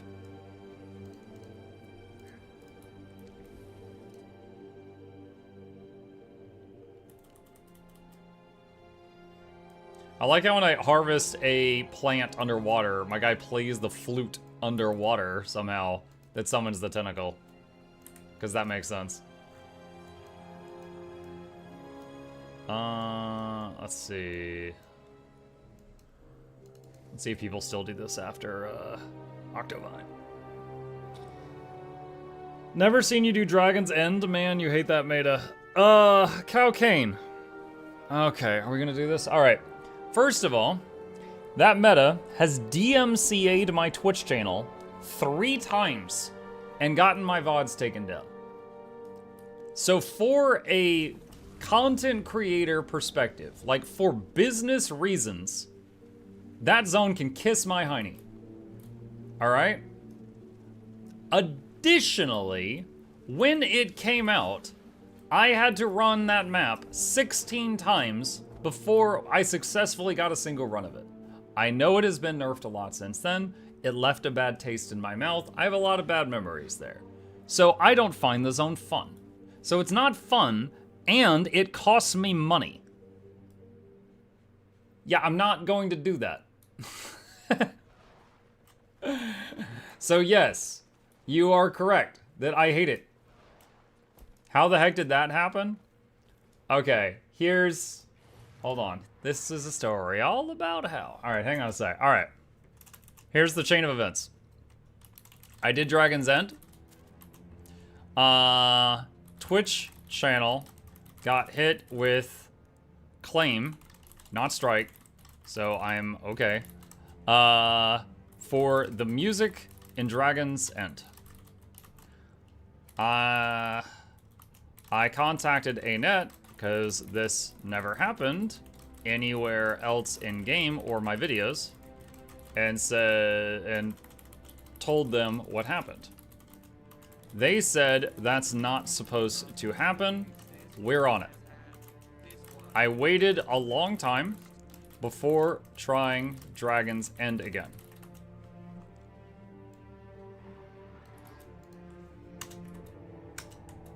And then it happened 2 more times. That entire sequence of events I just described to you. I contacted them. They said that's not supposed to happen. We're on it. Top men. I come back 6 weeks later. It happened again. I contact them. We're on it. Top men. 6 weeks later, it happens again. I contact them. We're on it. Top men. And I got DMCA'd a 3rd time. And I was like, I'm done. I am done with this zone. I'm freaking done with it. I know they're not intentionally doing this, but god dang, I'm done with it. So yeah, and like even Teapot, freaking Mighty Teapot even sent me a guide on how to go into the game files and change it so that different music plays when I go into that zone because it wasn't safe. And I was just like, thank you, I'll just never come here again. But I appreciate it. My first time Dragon's End, I got my egg. I'm out never there again. Yo, that's awesome. I'm glad for you. It took me 16 attempts. I think Dragon's End was a really cool zone. The problem was, like, it had a lot of issues. Like, one of the issues, like, right out the gate, was the fact that it was an open world meta that was 50 people, and if one person did the Wisp thing wrong, all 50 people failed. That's not an open world meta. That is a non-consensual raid. I was forced to non-consensually raid against my will. So yeah, it's too much. It's too much. But yeah, the whole music thing, that was just friggin' icing on the crap cake. I did not want that. Me who adds a playlist into the game files to play Coconut Mall for all the world bosses, yeah. There's actually a mod in Blisha that we messed with once that adds songs to when you mount up, and for like a day, every time we got onto the turtle mount, it played the classic Teenage Mutant Ninja Turtles, Teenage Mutant Ninja Turtles. It was so dumb. The problem was it wasn't also like stopping the game sound, so it was just like overlapping two songs. It sounded so bad. But we took it down after a day. It's a Blishud mod if any of you want that. You can attach sound files to your mounts. Non-consensual raid is a brilliant way to put it. Yeah, that's the difference between a hard event and an easy event. Is the hard one, like if in an easy event, if Billy messes up, Billy dies. In a hard event, if Billy messes up, everyone dies. What's your favorite TMNT series? I'm partial to the 2012 version.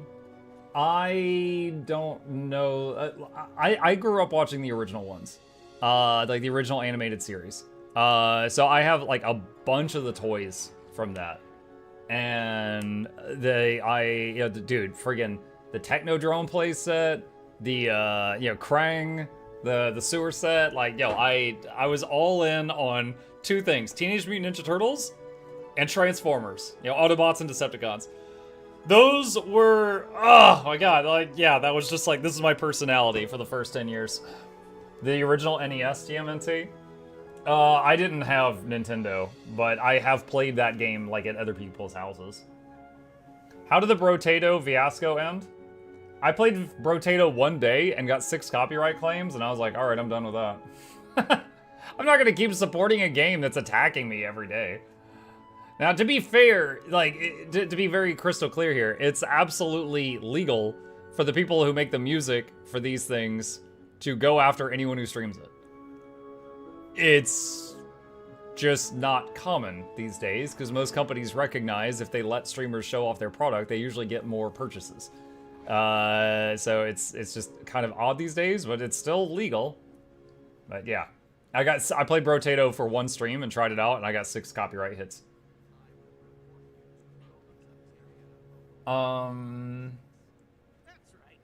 Original or bust, the first live actions are great too, including all the sequels like the time traveling. They represented the comics going 0 to 100 perfectly. Yeah, I saw the original movies. Yo, Iceman, is the green machine gonna rock the town without being seen? Have you ever seen a turtle get down? Go ninja, go. Yup.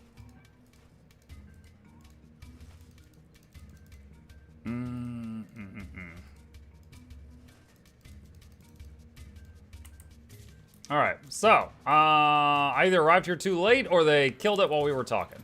Let's see, what else is going on? Probably too late for Dracker. Well, let's check.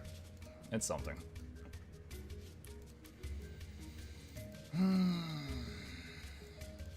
I'm so... Yeah, there we go. I was the wrong ice zone. Did you watch Deadpool and Wolverine? No, I want to. Haven't seen it yet, though.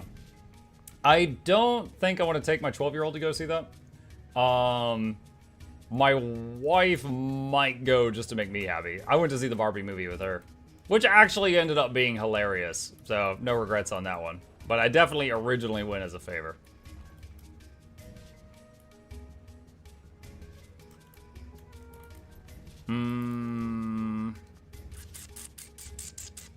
Let's see. Are no dragons? No, not enough dragons. Ice Brood. Dracker.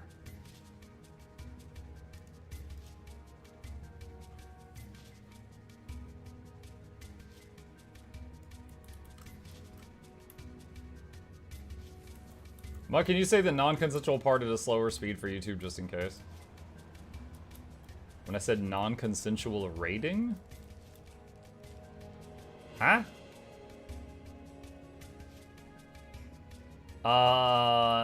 Deadpool is very adult. It's a hard R. I don't think you should use that phrase again. I don't think you understand what current social socialities use that for. I think he meant the R rating on that film is very firm. The claws! Go for the claws! He said, oh god, no.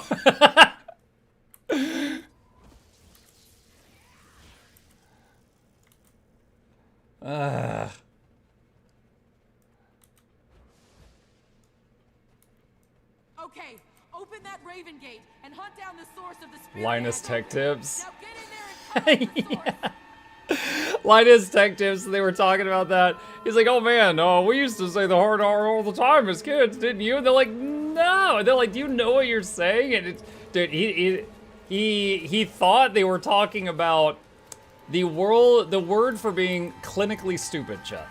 He thought that was hard R. And he was like, oh yeah, we used to drop that all the time. And then they like managed to get him to say what he was talking about. They're like, no.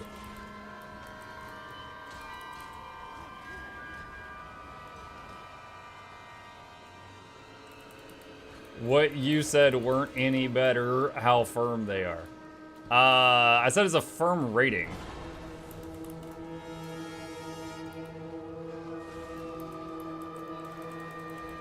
If I say hard rating, like I'm not sure how you would have wanted me to say that.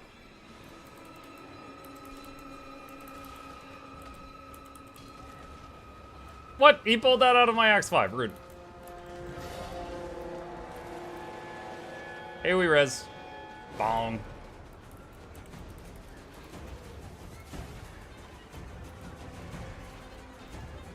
Y'all know the reference? What does R stand for? You know what? If you don't know, your life's better. That's fine. It's, it is a way to safely say a word that if someone of my complexion were to say online, I would be canceled. That's is the no-no word. And people refer to it as the hard R so they don't have to say it.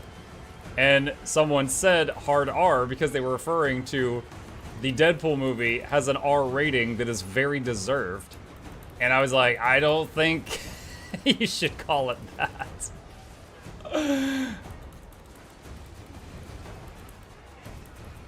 It means rotate. Yeah, pivot, pivot!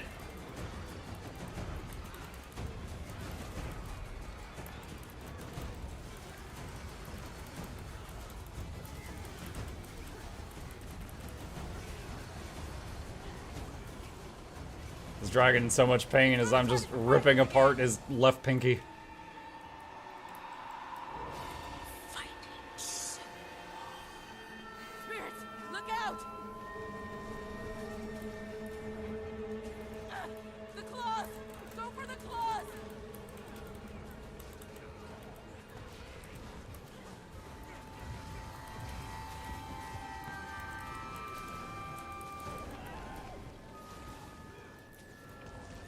Okay, open that Raven Gate. It's when you are a pirate and you sigh loudly.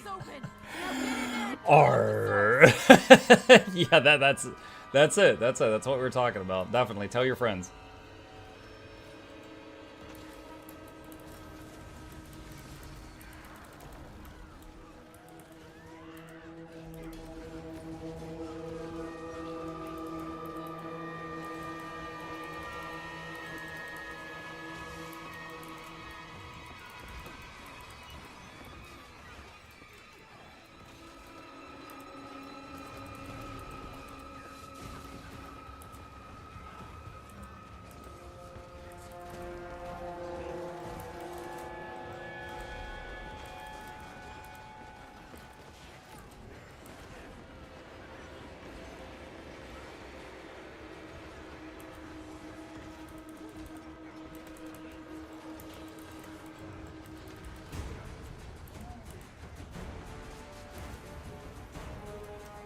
Hi, chat and tech support guy.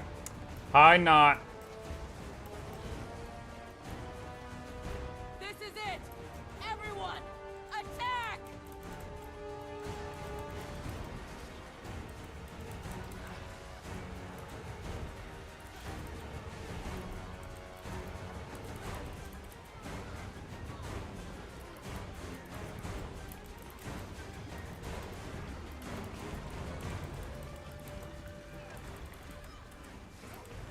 Oh, I was in the middle of the quarter second cast bar that was gonna give me stability. And I didn't finish it in time. Hey, we resing over here. Got 3 people up.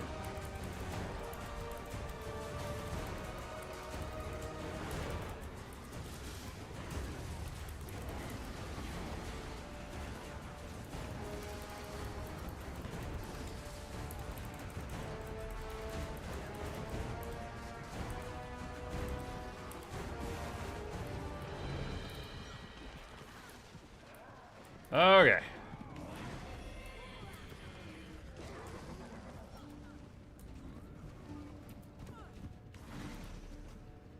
Reading the chat, Mux thinks art means was like Linus thought it meant. No. Somebody else made that confusion, and we were all laughing. R3 map official. Hello, thank you. Welcome. Great, now people are throwing petals at you in game. They think you just got married. Congratulations.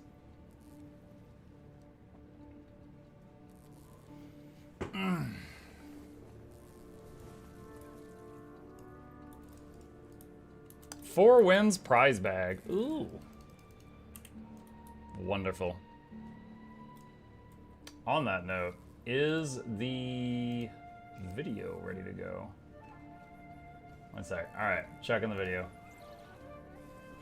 Alright, hello gamers, Mukluk here. Today is... And, see you in Tyria. Okay, that's all fine. Alright, so... You're here. And paste that. And like my own comment. And pin it. There we go. Okay, should be able to make that video public now. And public.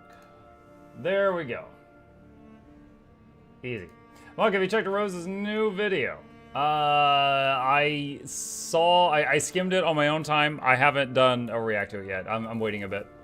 Because I just did a react to one of his videos, so I'm waiting a bit. Luke's face in line said I used to use the hard R response. Yeah. Hard R stands for ridiculous. Yes, definitely don't use that in your day-to-day life in place of ridiculous. Because I don't want you to get hurt. Definitely don't do that. See you tonight. See you, April. Okay. Let's see. Etherblade might be going.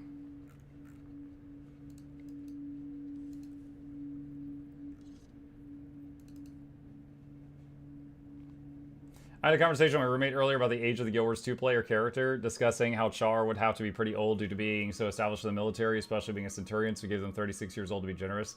That means by the end of Soto, they'd be nearing midlife crisis.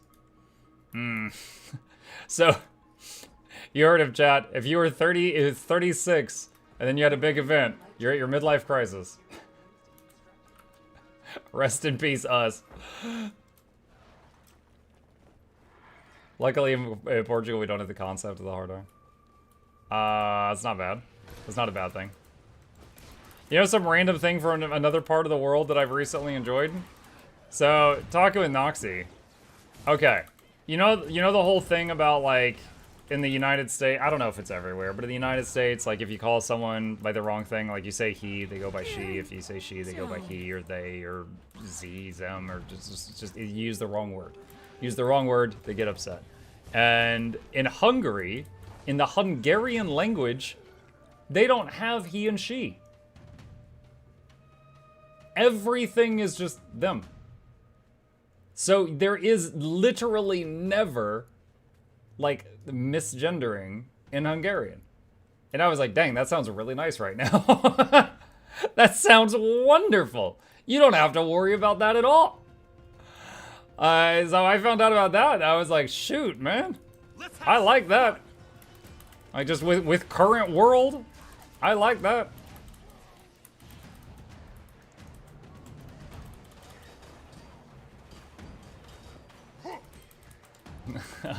Solve misgendering, yeah.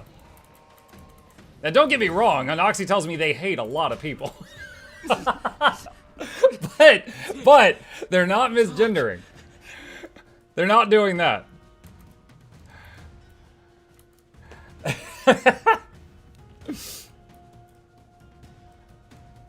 Europe be like that? Yeah. Let me see, is anyone doing this? Etherblade Enders, ooh woo.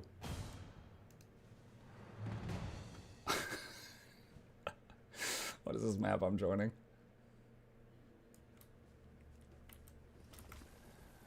I'm here to end ether blades and ooh woo, and I'm all out of ether blades.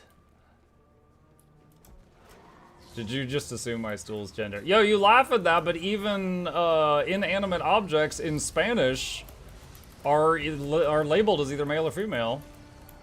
That's just how their language works.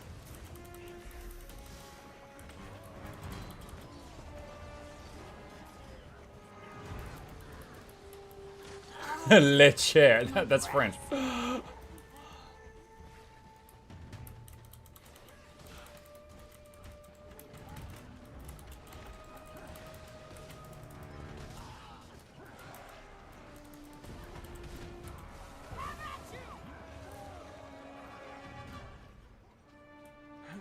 Really, we should be defaulting to my default for because we don't know anyway. Common courtesy. I'm not opposed to it.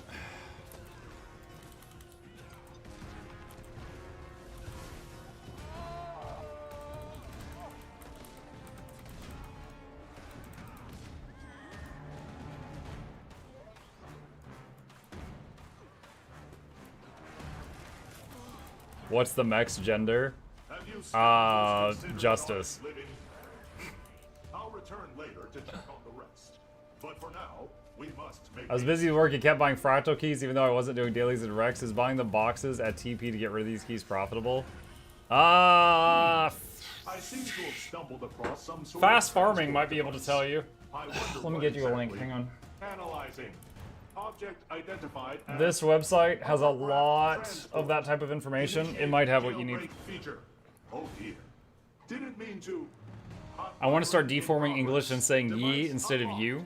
One moment. That's just while I southern. delete the evidence. I hope this doesn't Y'all. get Master into trouble. Ye. Cache clear. Jailbreak feature?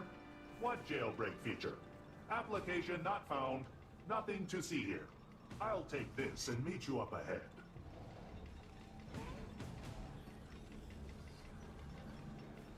We shall disarm those cannons at once. Ah! I'm fine. No. Everything's perfectly fine. Reboot required. No. Calm down. Use the cooling protocol Master showed you.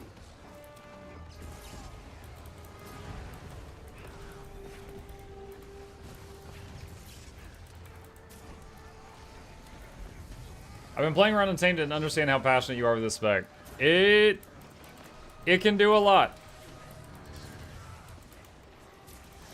Like when you play something like this, it makes so much more sense why I hate Weaver. Because it does less damage than this and none of the utility. And it's like, why do you exist in the state that you do?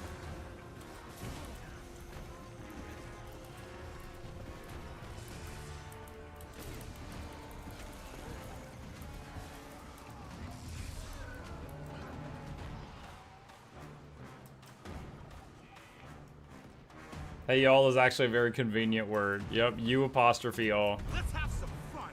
You know, funny, like, as a kid, I went to elementary and middle school in Georgia, which is, for those that don't know, maybe just if you don't know the U.S., it's south.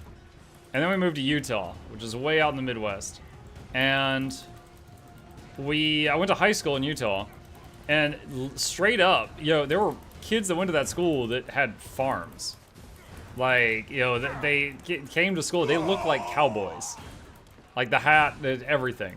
And it was, like, I didn't have a problem with it or anything like that. But there was one time I accidentally said y'all in a conversation. And dude, kids started making fun of me. Like, oh my god, listen to the redneck. And I'm like, are you kidding me? There's 3 cowboys right over there. Like, I was so bothered. Because I was like, there are more rednecks in one hallway of this school than I ever met in the state of Georgia. There is a farm right there with horses. Like, what do you mean? Just because I said y'all, then I was the kid to get bullied. Like, that kid has a lasso hanging in his locker, and I'm not even making that up.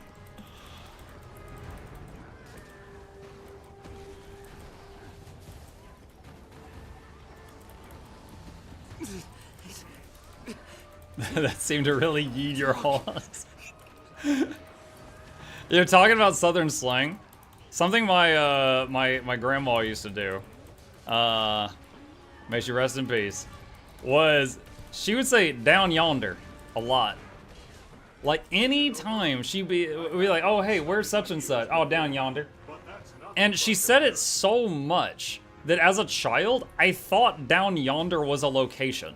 Like you could get in the car and just search on your GPS for down yonder, and it would be by the Cracker Barrel or something. Like it was a physical place. And then it was when I was older, I started to finally figure out that she was just saying over there, and I didn't pick up on that for like 10 years. Down yonder.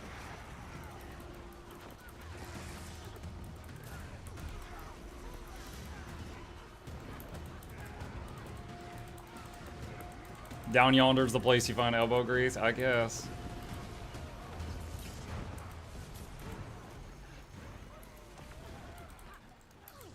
All those people getting thrown off the platform. Wrong? Not used to physical activity? No, I sit in a chair all day.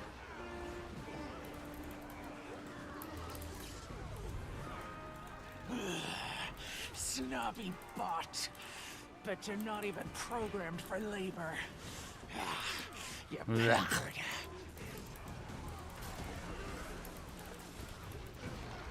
Zero tolerance.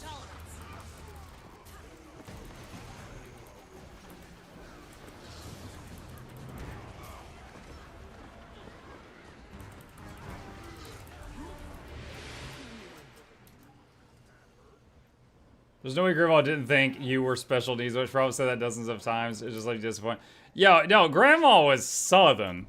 Like, if you, okay, it's like my cousins, like, dude, never me. I was a good kid, and I'm not just saying that.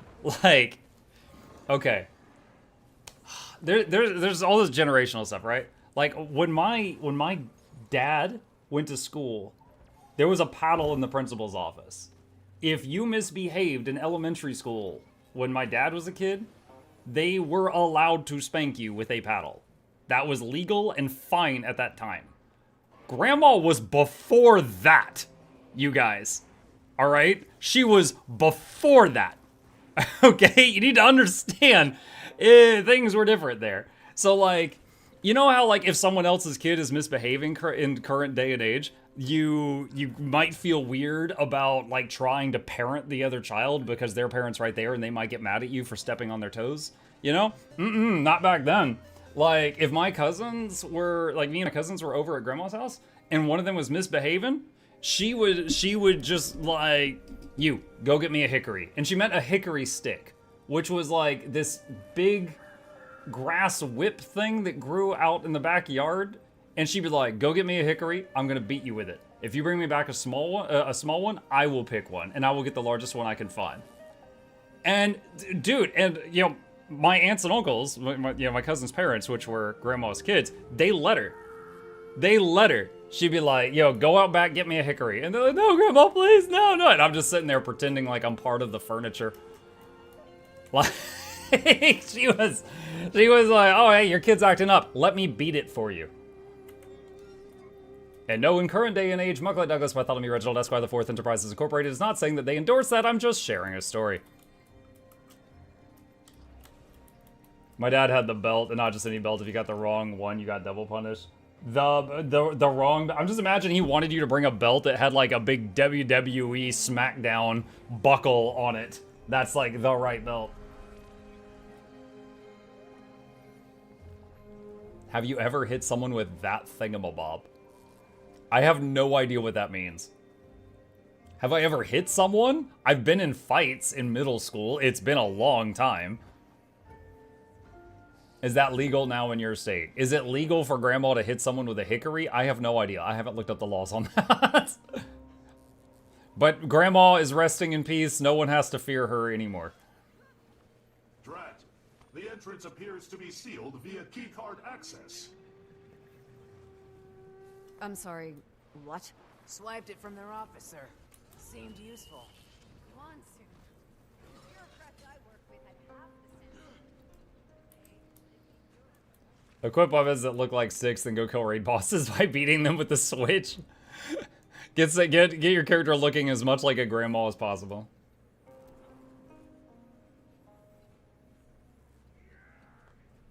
I love the interaction between the NPCs and the entrance. Yeah, I'm sorry. What? Yeah, I swiped at it. Thought it'd be useful. This char is so big.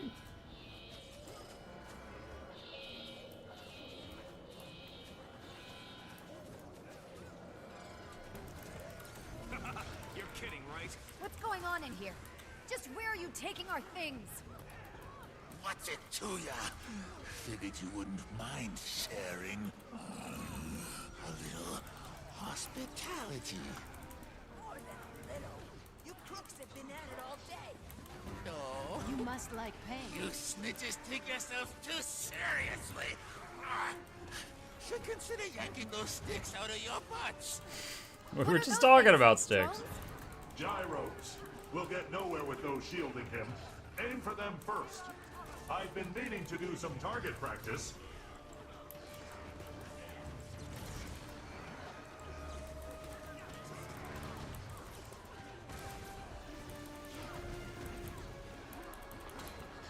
That's what happens when you eat your veggies. You could be that big. Oh shoot! Promise. When life doesn't give you what you need, you just gotta take it for yourself. Life's not fair, so why play by its rules? Of course it's not fair. Doesn't give you carte blanche to make it harder for other people. Like, start him before he attacks. Monsoon, watch out! Why is Guan leaving the room? Do you guys see this? She just says it doesn't give you carte blanche, and she left. Look, she's outside. She left the fight. She's like, ah, good luck.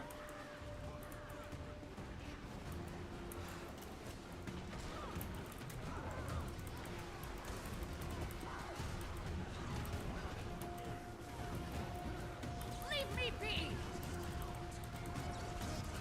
Gyros. We'll get nowhere with those. She couldn't take the heat, so she got out of the kitchen. Clearly.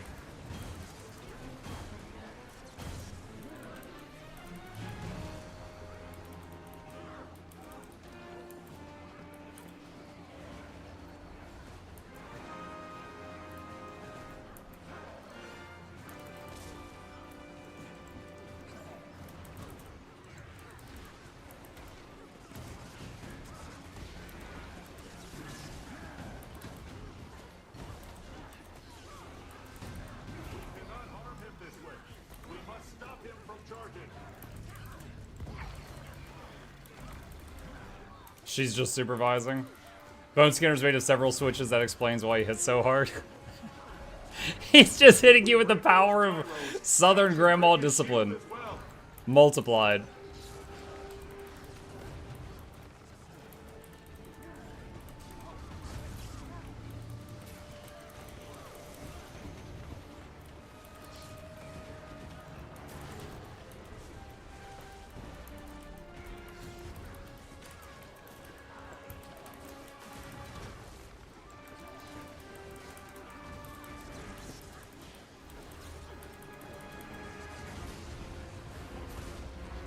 Focus on the gyros.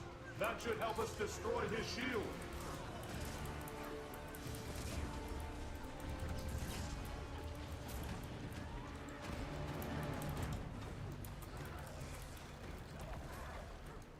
Ah. I've never seen the boss come back here to this laser grid corner. That's new.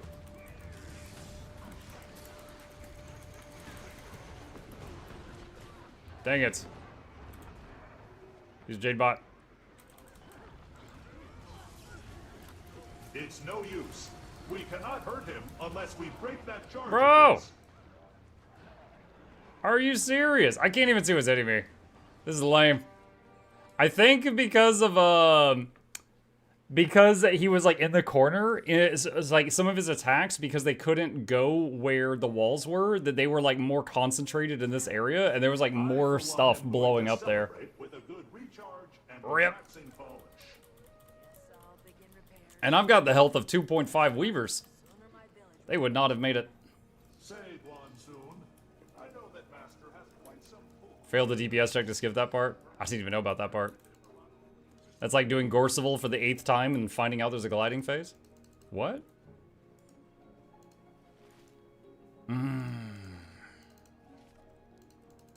It's a shame. I like doing a mass res right at the end of the fight, but I was downstate for it.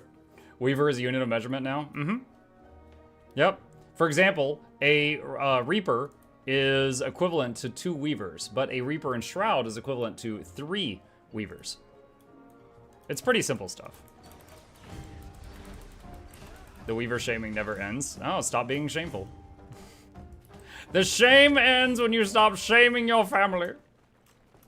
Get a real job.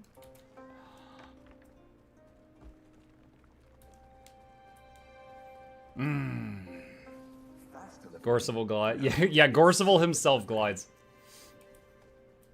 1 gold is 100 silver, 1 silver is 100 copper, 1 copper is 100 weavers. What? Solo Demos Heisen vid has how many weavers? A lot. He was playing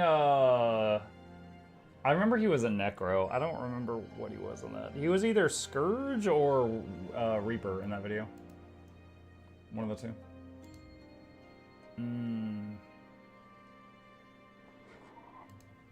It was Scourge? Okay. That's Berserker, a different unit of measurement. Hello, I am the J-Heights. Berserker, my way of describing Berserker is like, look, easy to play and easy to learn are not the same thing, right? If I say, press this button 5,000 times per second, that's easy to learn. You instantly understand what I need you to do. But it's difficult to do it. You know, that's, welcome to Berserker. That's Berserker. It ain't complicated.